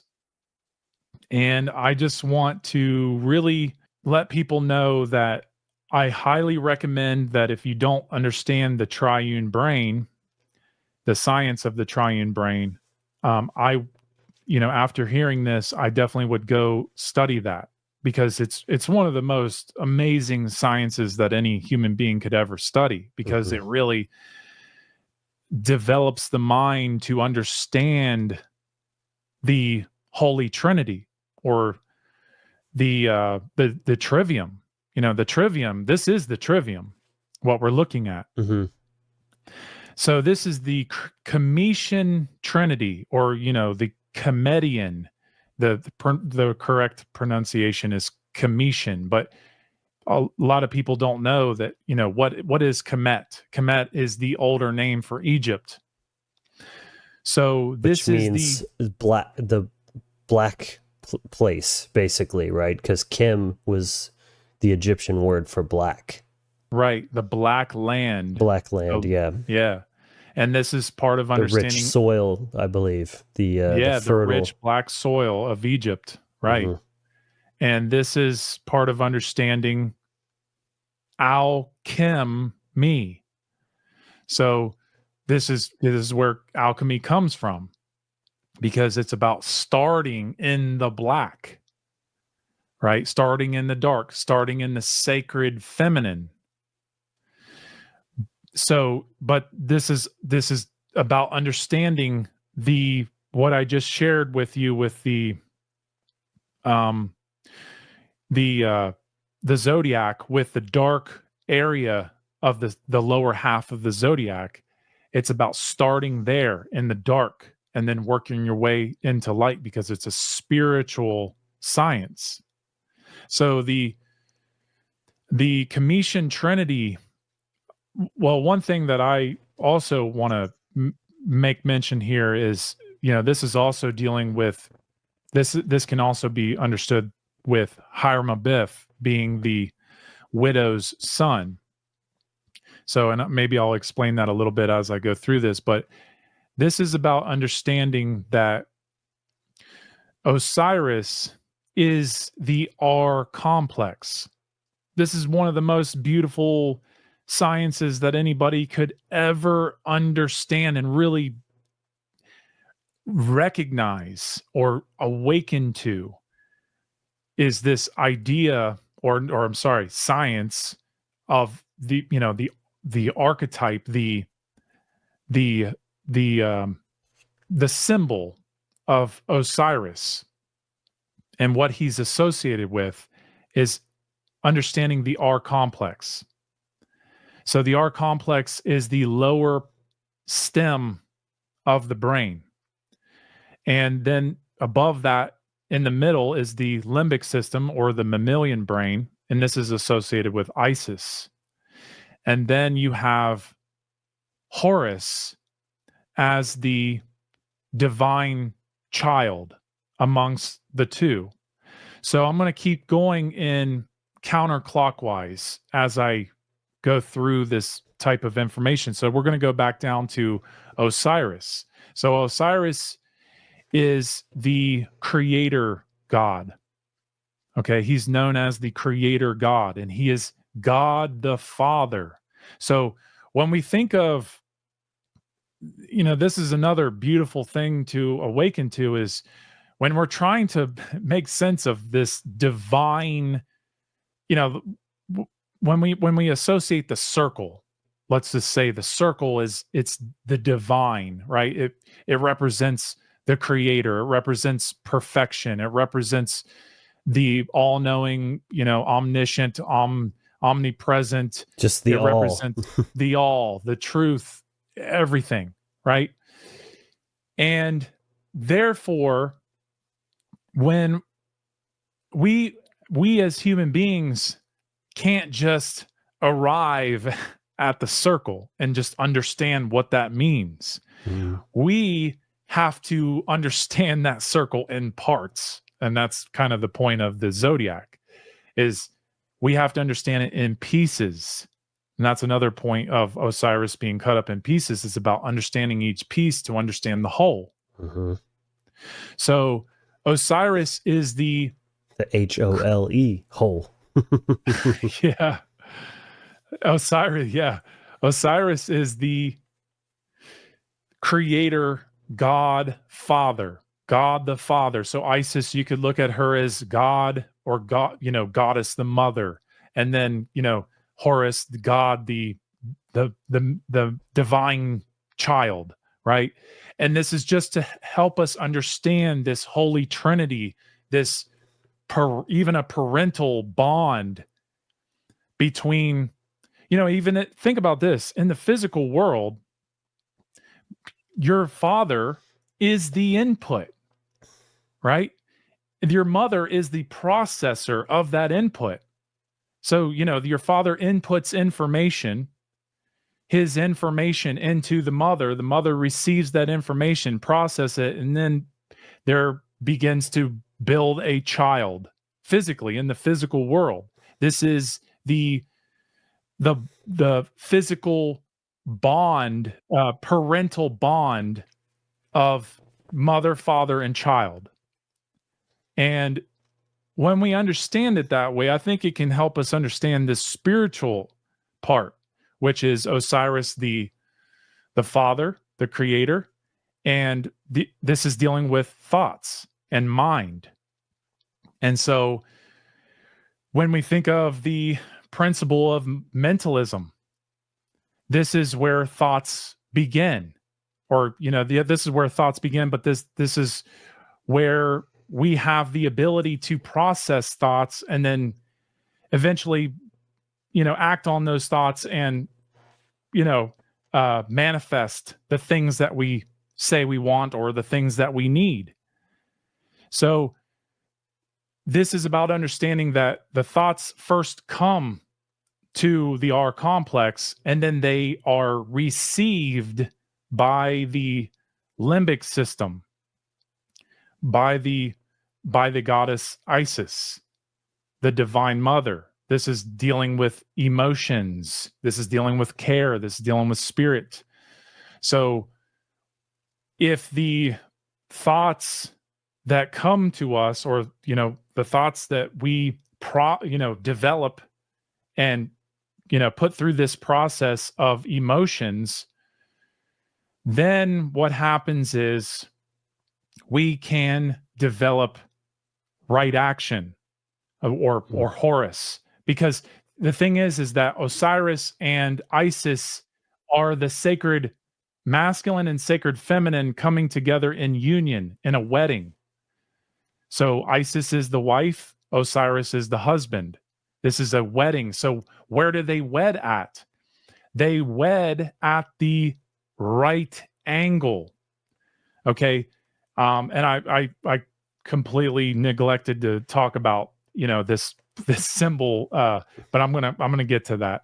I should have talked about it before I started this science, but that's okay.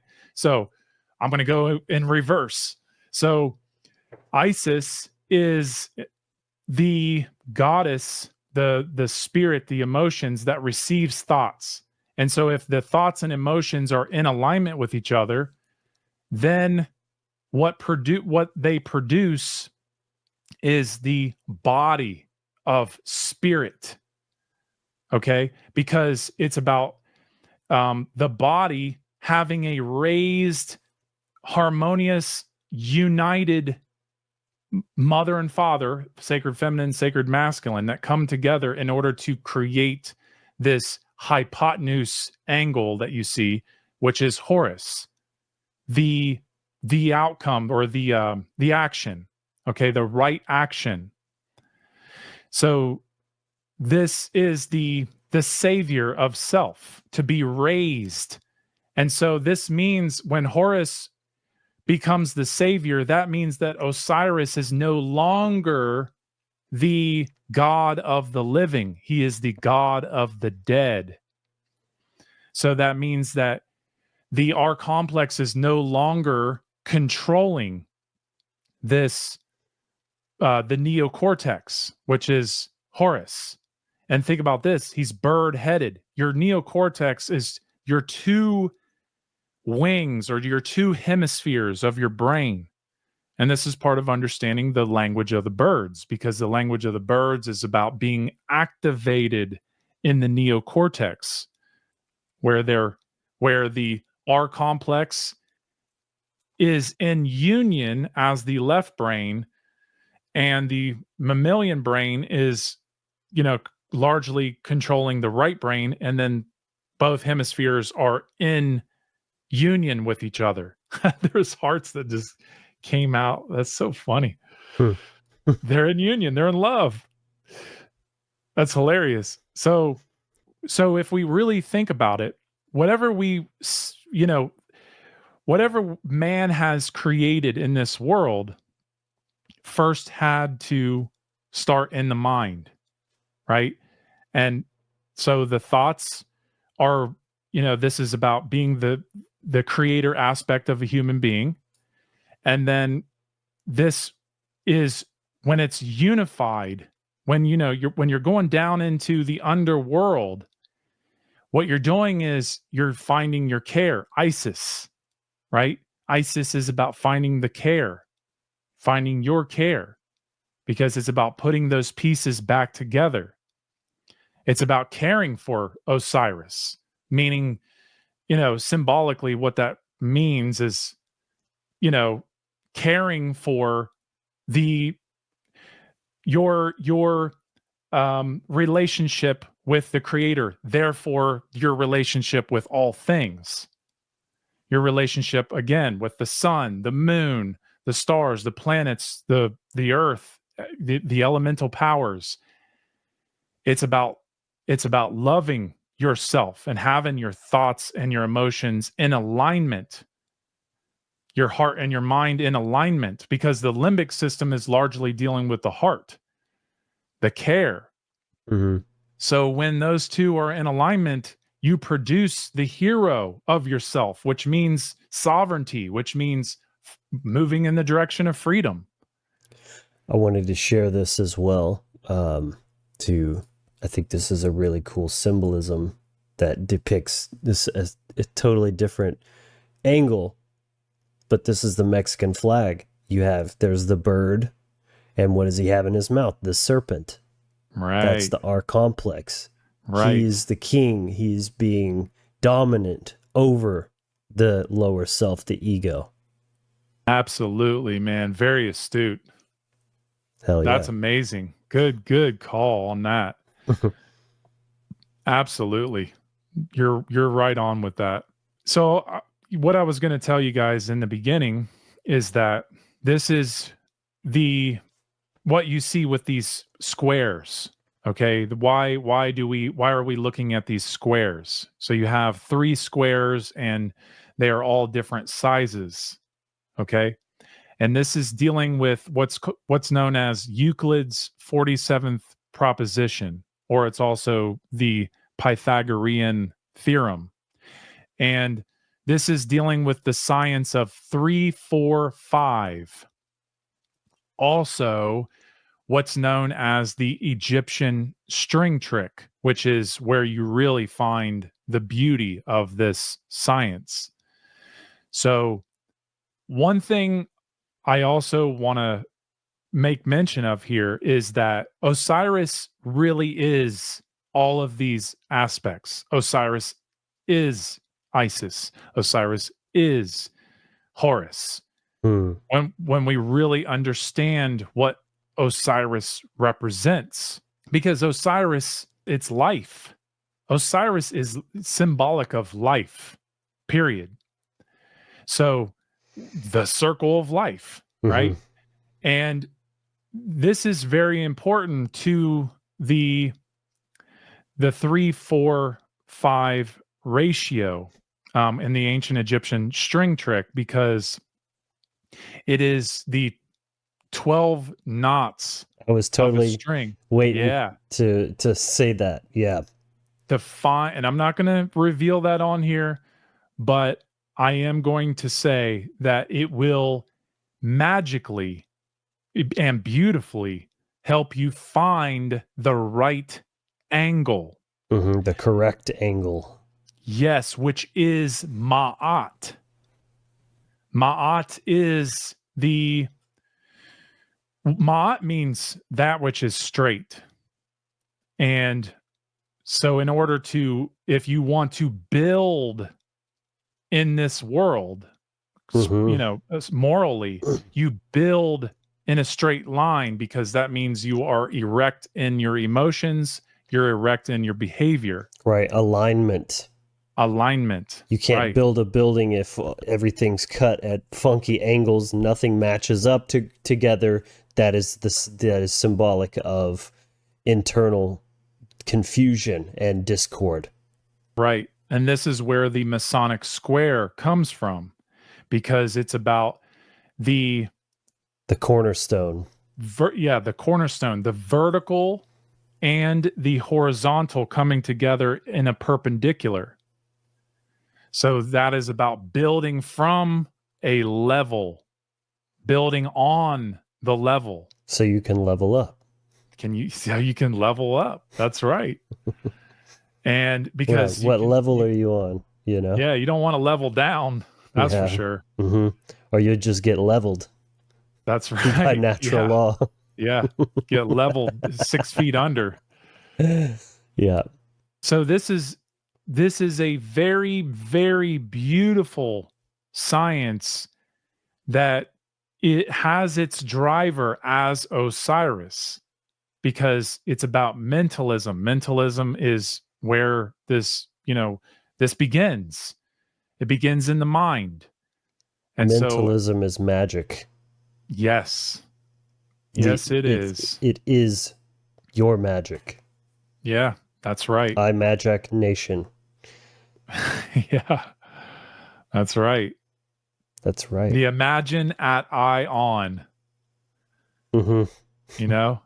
It's triune is tri-unity. Right. The 3 in 1. Triality.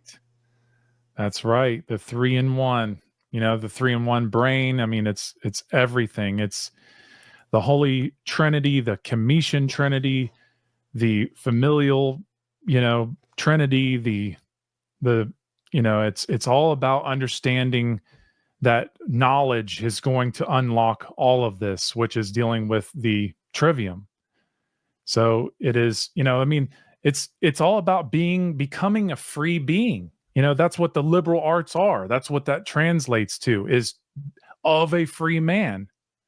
So the more that when you learn that science and then you take it further, like you see here with this Cometian Trinity, it only unlocks more and more and more and more, because it's all about the sacred feminine and sacred masculine coming together in unison, which is equilibrium, which produces the savior in you. I got something. What do you've probably surely thought of this before, but maybe someone listening haven't. But so right here, could this be Morpheus, the God Father, the paternal, right? The thoughts, the mind, the leader. Yes. Yep. Could this be Trinity, the divine feminine, emotions, etc., and then Neo, the savior of humanity? Yep, you got right it. Action. You got it. Yeah, you're absolutely spot on. It's funny, when you were talking about that, I was just also thinking that. So I went bowling the other day, and I actually talked about this on my last show, but I want to share it here too. Is that, what do you see when you're looking at these gods, these nature gods? What do you see on their heads dealing with bowling? Bowling. Oh, bowling pins. Yeah. Okay. So this is really interesting. So I went bowling the other day, and then I just began bowling, and I looked at those pins, and it was something I thought about a long time ago, but I didn't really realize how much was associated with that game with Osiris. Because think about this. You got the triangle. The tetractys. Yes, the triangle, which is made the pyramid. And it's made of 10 points.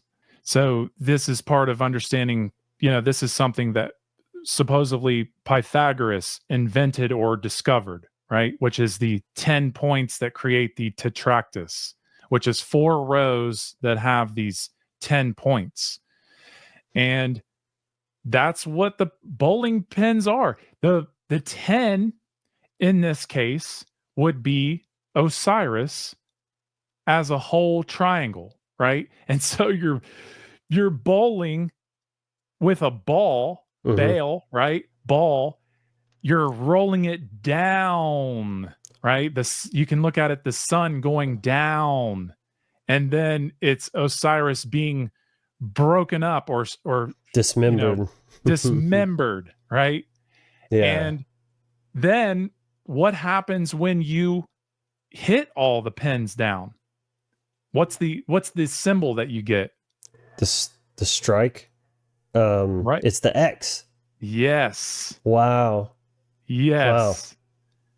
And I'm going to get into that on the next slide, but it's like, you just think about the fact that when you're bowling, you're also, it's not just you're dismembering him symbolically or ritualistically in the game with all the pieces, but you're also, it's his head. So you're dismembering him in 2 different ways, right?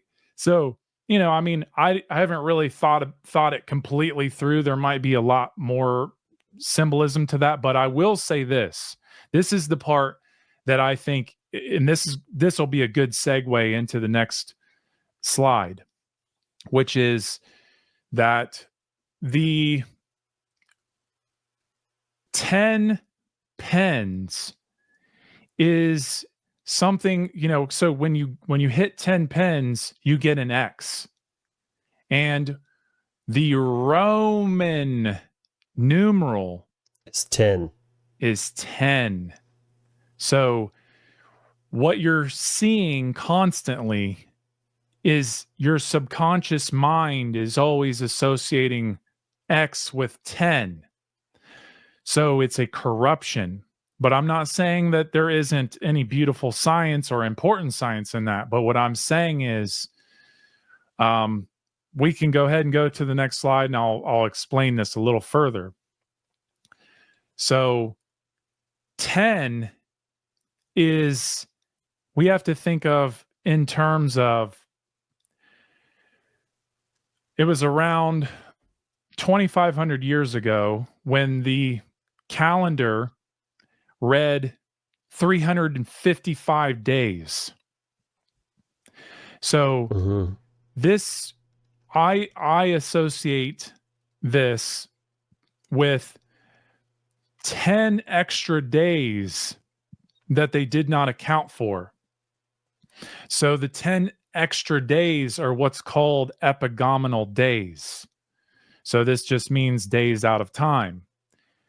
And I'm going to explain that a little further too. But the Roman calendar at one point did have 10 extra days. So 355 days. And then there's 365 days in a year. So they did not account for those 10 extra days.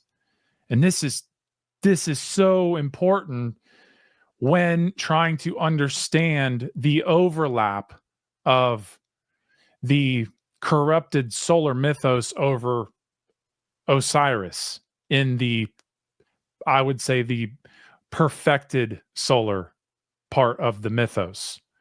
And so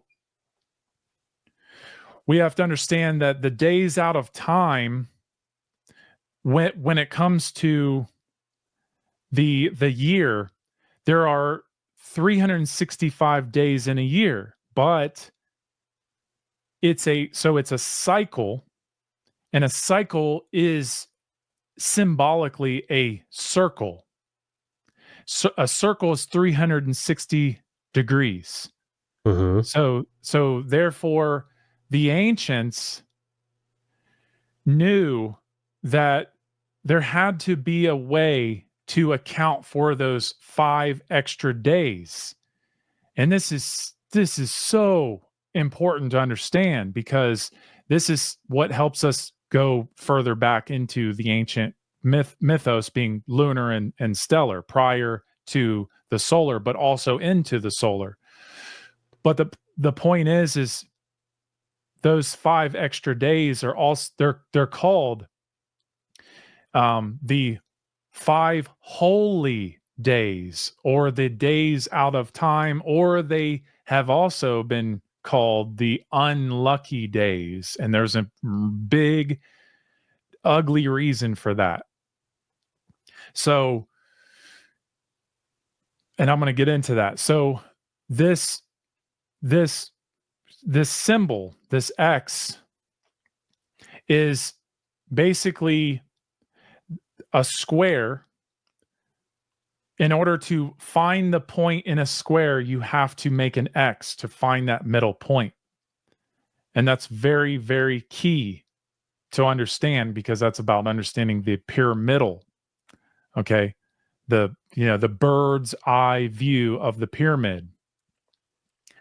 So this is where this knowledge is stored, essentially. But the point is that in order to make up for those 5 extra days, they did 4 points, and then the middle being Osiris. Okay, this is the X. This is where the lines cross and they meet in the middle. And so this is very, very important when it becomes, and I'm gonna get into more of the science behind that.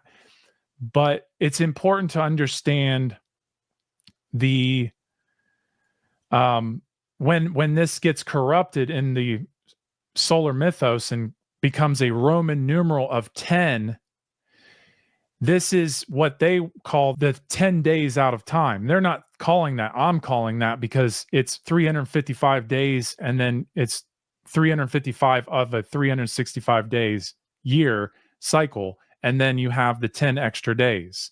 But the problem with that is 10 is a higher number. It's further away from source. 10 is further away from source because we always associate source with 0 or 1, right? The one, or the circle is the all, right? And so it's about understanding that 10 is a corruption of the X.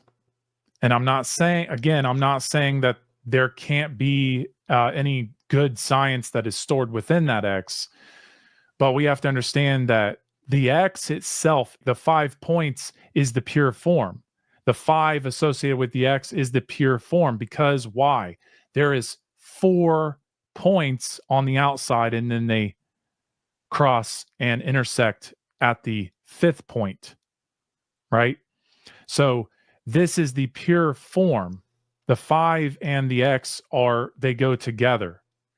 And this is so key to understanding the overlap of especially the Christian doctrine of Christ, because this is dealing with Rome. This is Roman. It's a Roman numeral. This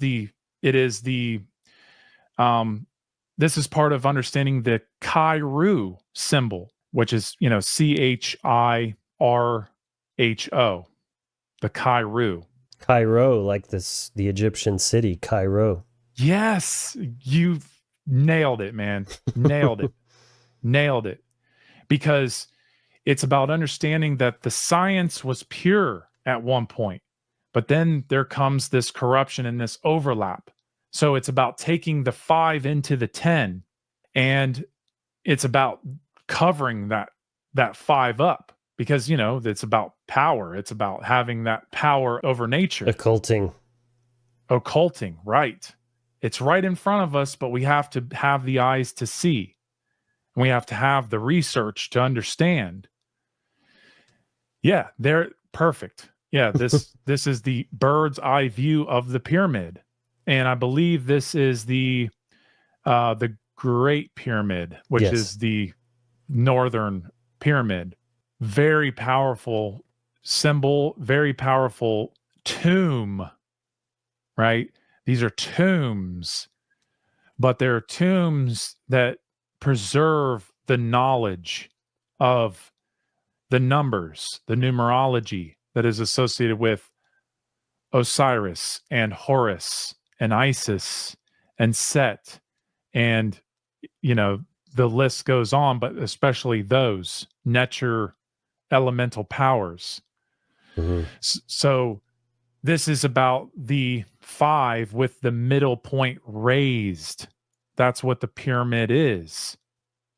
So this is very, very important, because the 5 is, when we think of the, we talked about this earlier with the star with the point in the middle raised up. The star with the middle point up is spirit, the 5th quintessence, element, the 5th element, right? Spirit raised. Well, the other science of that is the pyramid. The pyramid, the point in the middle is the raised. So you have the 3-dimensional understanding of the elements, the 5 elements, which is the star pointing up. And then you have the pyramid symbol, which is the 4 points on the outside, the 4 corners being earth, air, fire, and water. And then you have the middle point, the pyramid, the spirit, because it's about the fire is raising the spirit up, because that's where they all come together. They all come together in the central light. That's what it's about. It's the central light, which is spirit. Spirit is central to everything. So it's, yes. Yeah, that is a very good Roman numeral symbol. This is from Indiana Jones and the Last Crusade. Oh, man. Where he literally says X marks the spot and breaks a hole in the floor to go into where? A fucking tomb. There you go. I mean, see? Where the treasure is, right? X marks the spot for the treasure. That's right. The treasure chest. Because it's about finding your care to ignite that fire of spirit up. That's what Ra is. That raw power. Raw power. Right? Hell yeah. And that's what it's about. Not worshiping some, solar deity. That's not what it's about. Because that's what leads to materialism. It's about understanding that raw power internally. And so the X is a very powerful symbol. I mean, think about, and I did a whole show on this on show number 64, and I talked about it in 65 of the cubbyhole, is when we understand, and I know Logan, how symbols can be charged, right? Look at what's happening right now in this world. Look at all the X everywhere. The X is all over the place. It's in movies. It's in, just think about this big company, X. That's basically taking over everything. What about Triple X? Yeah. Oh, and I talked about Triple X too. And Dos Triple Equis. X. Dos Equis. Dos Equis. Yeah. Yeah. The double X. The double X and the triple X. I mean, Triple X is, when it comes to alcohol, that is a high percentage of alcohol. That's typically what that's associated with. But also, Triple X is associated with porn, hardcore porn, right? And it's also associated with 666. Well, how is that? Why is that? Well, it's because X is and this is, man, I'm telling you, what I'm about to say is one of the most important things that anybody, especially who associates themselves with Satanism just as a rebellion against the church, this this XXX is the numerical value in the alphabet of the letter X, which is 24. So 24, which is 6 in gematria, is 6. Mm-hmm. It is 666. Or sex. Right. Sex. You absolutely. Sex. X is always 3 X's actually does translate to sex, because it's about understanding that you're dealing with the phallus of Osiris. It's a sex organ. Well, and sex means 6. Right. As far as sex, like sextuple, for example. Right. Yeah. And so think about this. X is, it means stay out, stay away. Right. It's so, like like you were doing this. What do you do when there's like a vampire or something? Yeah, that's right. The cross or the X, it doesn't matter. It's the same thing. Yeah, it's the same thing. And there's truth to that, but of course when you associate it with the religion, it becomes stigmatized. But the X is, especially when it's a triple X, it's enticing. So that means it's like, oh, warning, stay out, but also don't be a pussy. Come on in, try it out. Right. So it's enticing. It pulls you in because it's like, especially as a child or a teen, you're like, oh, when you want to break the rules. That's the good stuff. Yeah. Exactly. Yeah. You want to get to the good stuff. You want to break the rules and do the things that you're not supposed to do. So the X is enticing. That's why children and, teens especially get into porn and alcohol. But they also get into Satanism because it's like, oh, the XXX is the 666, and it has been stigmatized as, this is what the church wants to stay away from, right? It's a beast consciousness. Anything with the XXX is the mark of the beast, and stay away, it's evil, right? There's more to it than that, though. And it's not, 666 is not evil. There's, first of all, I've heard it represents materialism in a way because of the 6 carbon, it's the carbon atomic signature, basically. Protons, neutrons, electrons making the carbon atom, which is kind of the material. It's, the body in that. Yeah. Yeah. That's interesting. I don't think I've heard of that, but, I will definitely look into that. But the point is, though, with 666 is that it is the thing that is pushed on people to scare them. And either they go, and it's all about pushing you into a dialectic. You want to fear 666 and just have your faith in the church, or do you want to, be rebellious? Because the 666 is it's a rebellious number. Well, that's Satan. He was the one that defied the Christian God. That's right. Right. And so, but it's interesting because it creates this, polarized dialectic. But if you look at it very closely, it is the XXX bird's eye view of the 3 great pyramids of Giza.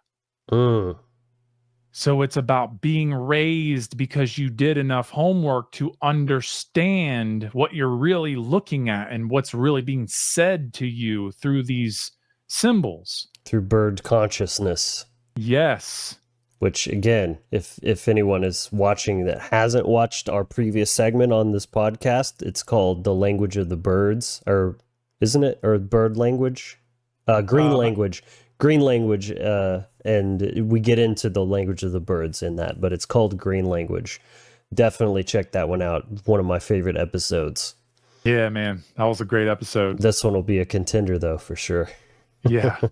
Yeah, there's a lot. There's a lot in this, a lot of unpacking, and I'm glad that we had that first because it kind of sets this up. Yeah, it laid a lot of groundwork. Yeah, I mean, because if you don't understand the language of the birds, it does become difficult to understand these nature gods, such as, Horus or Ra or Thoth, these birds, or even winged beings like Ma'at or Hathor.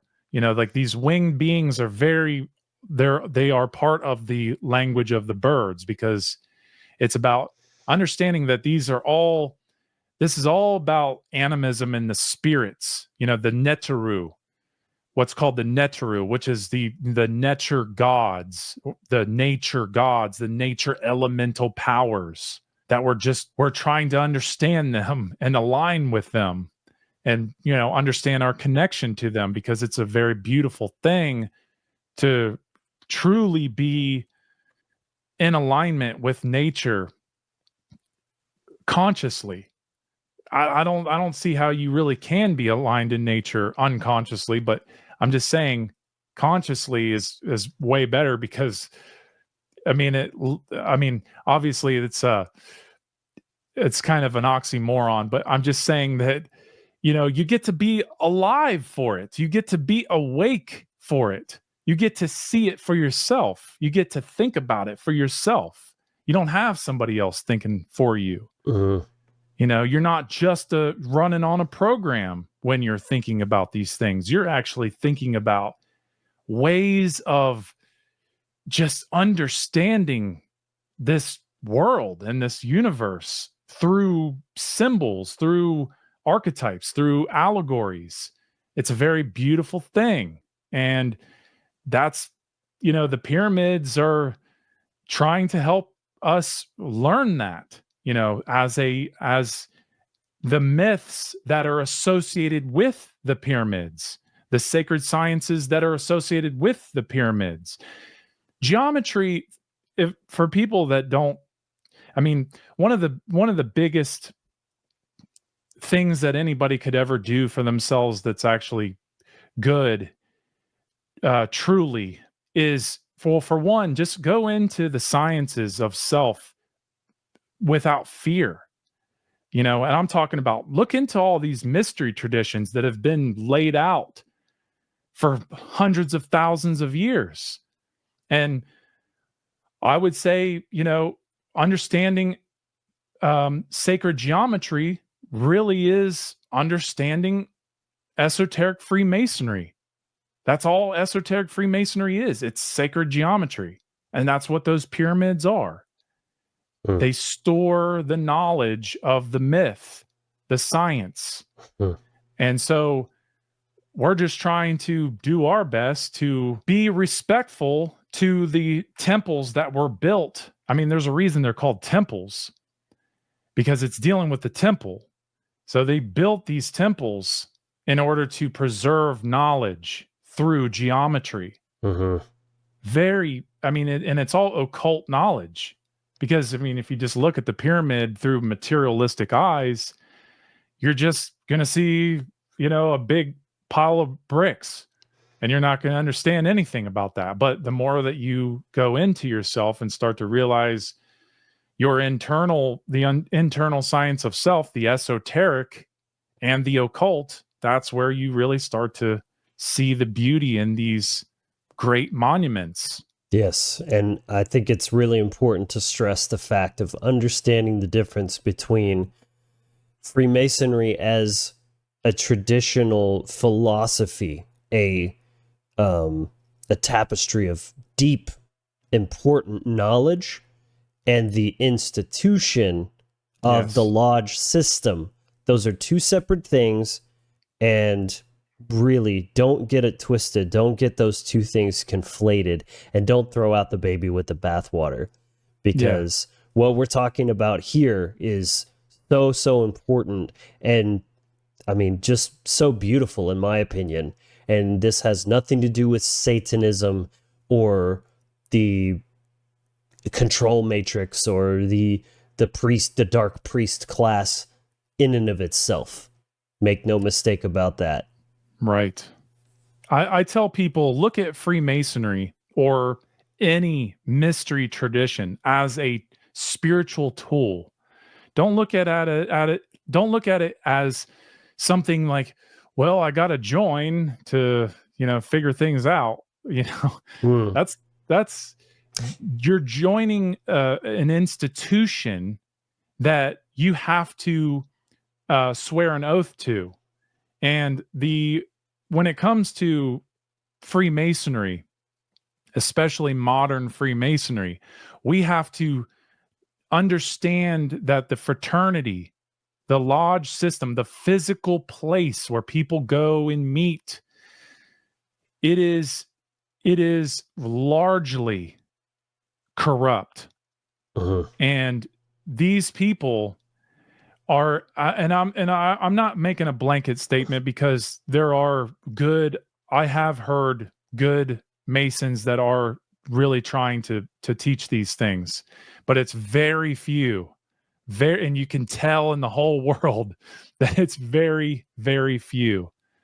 And typically, the real Masons are the ones that are not even in the lodge, because the real lodge, I want to make this clear, the real lodge is the spiritual lodge.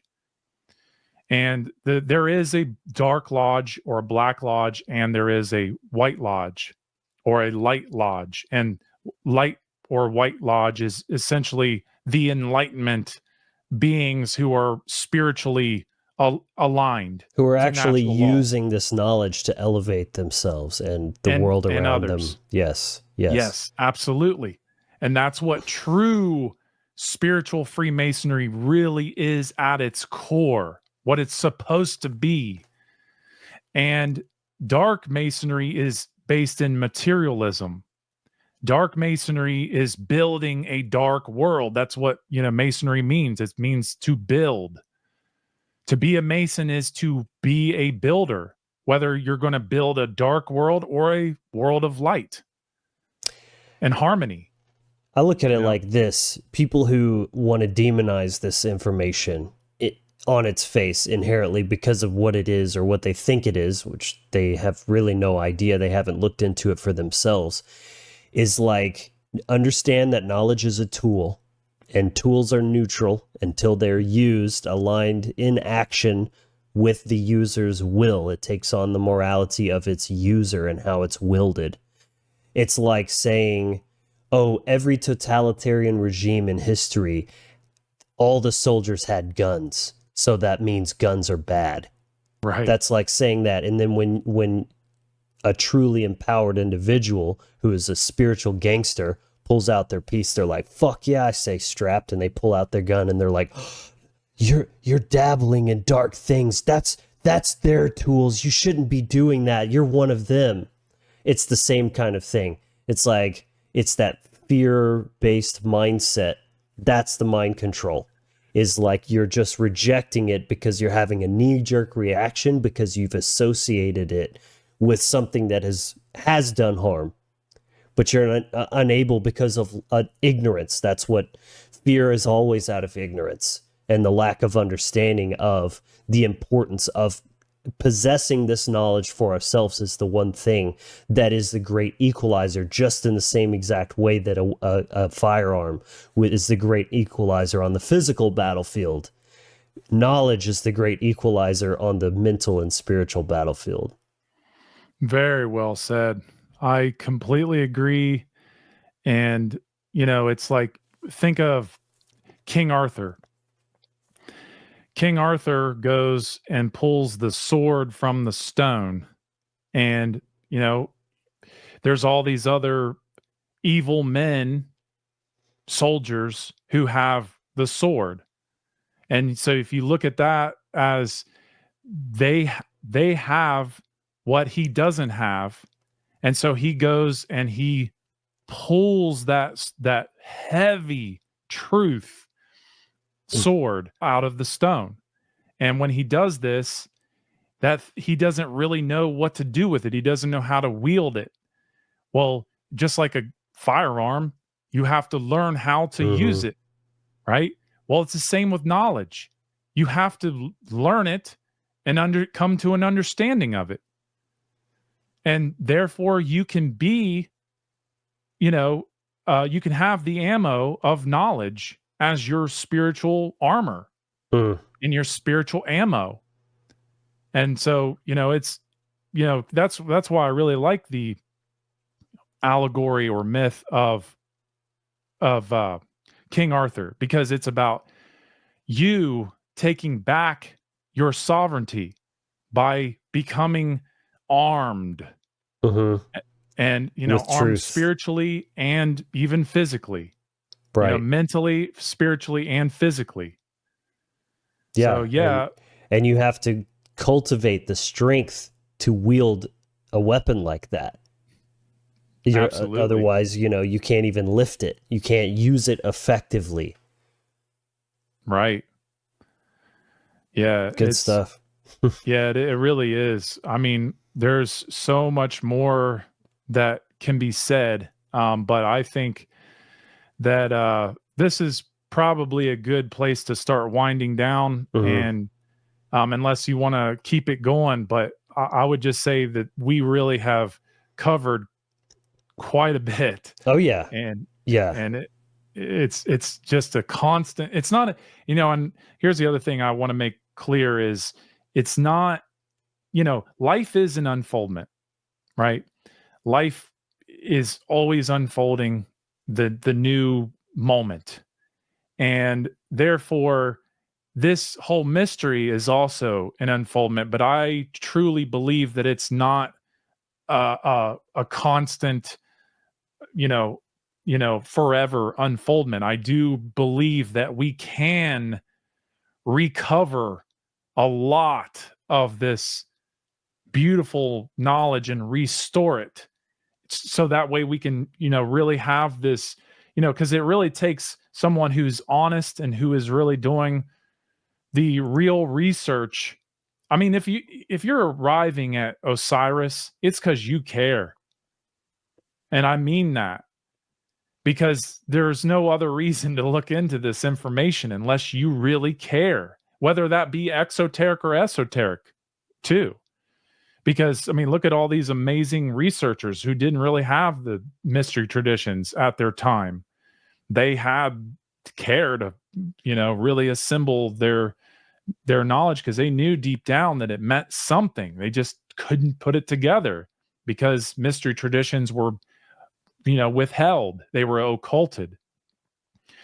And, but what I want to say is that this can be reassembled. We can do this.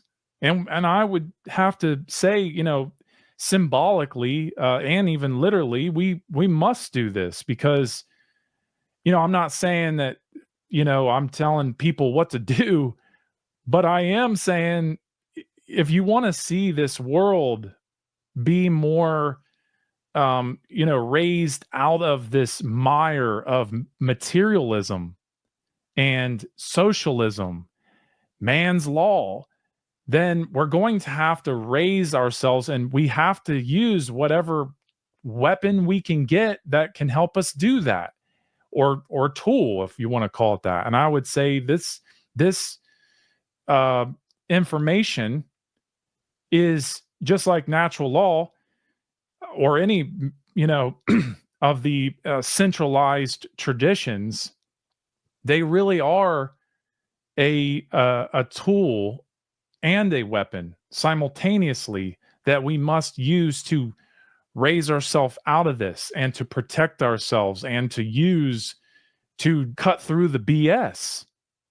And, that's the other thing. Think about X is also the axe, because vowels are universal. So you're not just, these people of today, these, social engineers, these big, dark occultists with their puppets and everything. They're wielding this X, which means they're wielding the axe, or the as gavel. A symbol. The gavel, that's right. They're wielding that. They're wielding that right in our face, and we don't even know, because we don't have this knowledge assembled yet. So they know this knowledge. I mean, I don't know how much they know, but they know enough to use it and know how powerful it is to the subconscious mind. Oh, they know. But just I just whoever watches this, just think about the X constantly and see how much you're seeing it these days. It's everywhere, and it's really been everywhere, but now it's being heavily charged as a material symbol rather than a spiritual symbol.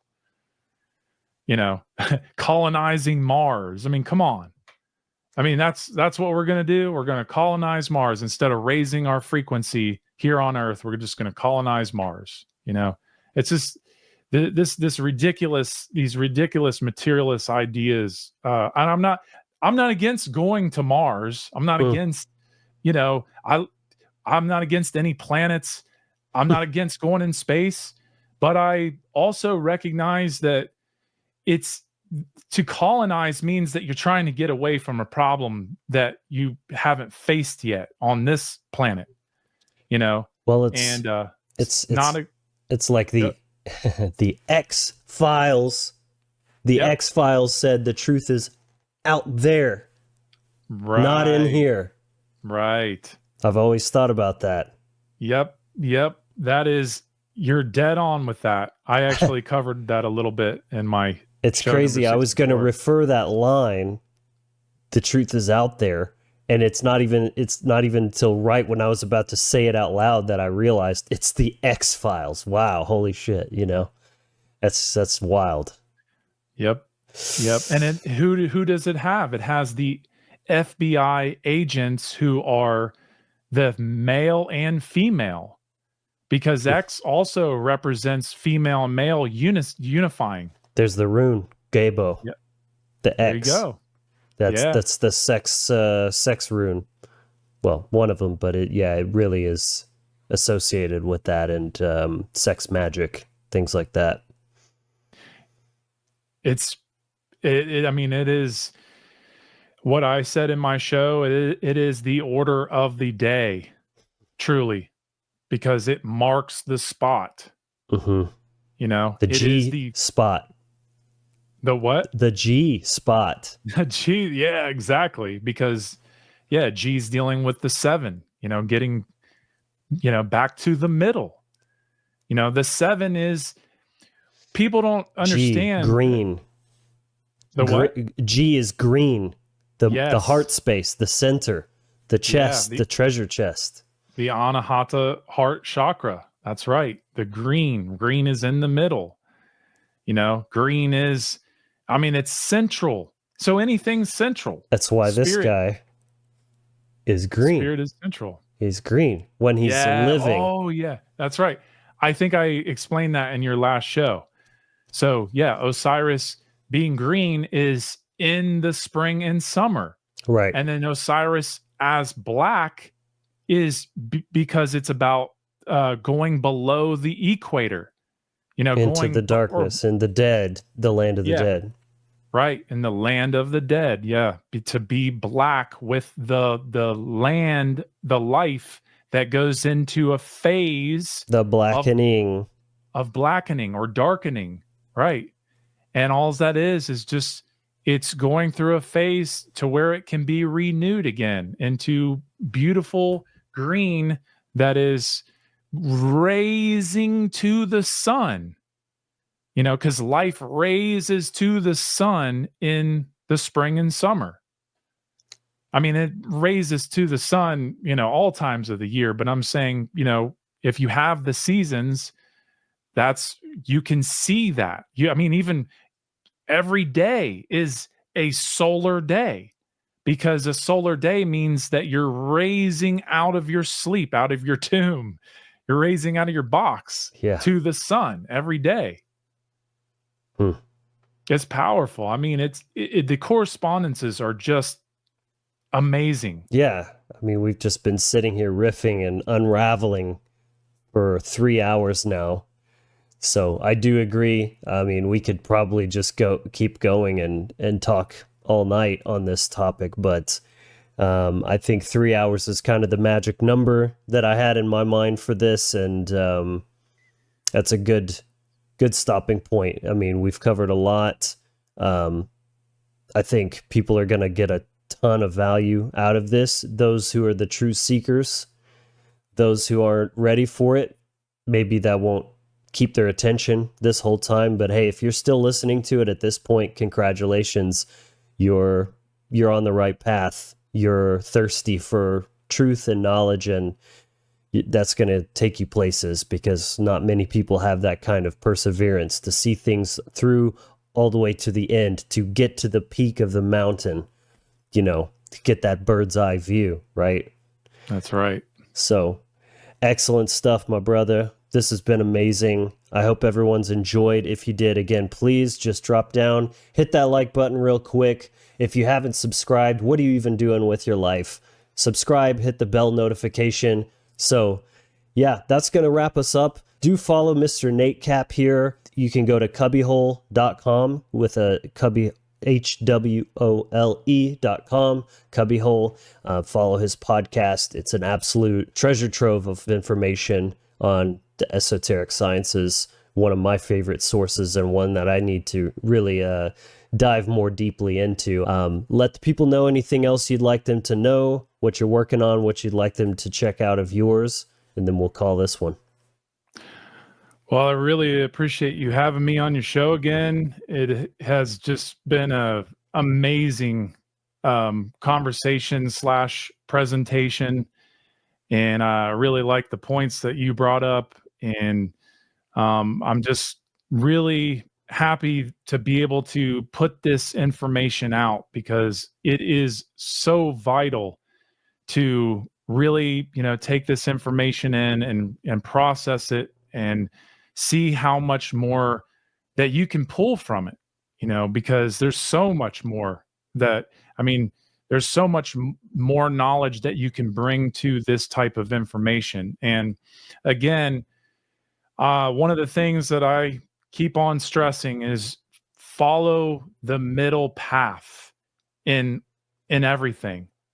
Stay on the middle path, stay central, because the center path is really where you're going to find the truth. And that doesn't mean that you can't find the truth everywhere else. It just means that if you stay on point and really focus with clarity and really do the work, you will find so much more purpose in life. And, it takes that care, it takes heart, it takes igniting the self, finding that, that deep, deep sacred feminine care to really ignite the self to move forward in a direction that makes more sense in life. Because, life is just not meant to be lived as being enslaved to someone else. It's not meant to be lived in the dark your whole life. It's about to, becoming the hero and being raised. So that being said, yeah, if you want to look further into my work, and also Douglas Martin or Brandon Martin, because we share the Cubbyhole podcast, you can go to cubbyhole.com. I always recommend that you start at podcast number 1 and work your way forward in order, so that way you really get the bigger picture understanding, and because it's in a tapestry. And also, I have a podcast, a video podcast, which is the Outcasting Show, which is with the tagline "Bits of Science Towards Freedom." And I don't, I work on that show here and there, but Cubbyhole is where I'm going to really put a lot more of my time this year. And there's so many shows in the works, and including I'm finalizing the edits for Logan and I's show that just took place. Yeah, buddy. The past week, show number 66. So definitely look out for that. It was another 3-hour banger right there. Yeah. So it was, it was my first time doing a video show for the Cubbyhole. So, that was an interesting start. I put Logan through the ringer on that one, and I was so grateful that he pulled through and really helped me get that started. So, but yeah, that's something to look out for. And also, I would just say the thing that I'm really working on right now is Earth Brain Part 3. Oh, And shit. I don't know exactly when that's gonna what the date is for that yet, but I'm really, really excited for that. And I'm also going to work on an Osiris presentation in the near future. So big, those two things are huge, and I would say that's probably it for me. So yeah, thanks again. Yeah. I really appreciate this. Hell yeah, man. And do not sleep on this man's presentations as well. The podcast is fantastic, but my favorite has been the Oculus and then the Earth Brain Part 1 and 2. So, I highly, highly recommend checking those out as well. And of course, don't forget to check out thewizardfactory.com. Follow us on the various social medias as well, and explore more content here on the channel. I've got a ton of information here for everyone. So there you have it, everybody. That's going to conclude today's episode. I hope everyone enjoyed. We'll see you very soon in the next episode, but until then, be empowered, inspired, and encouraged.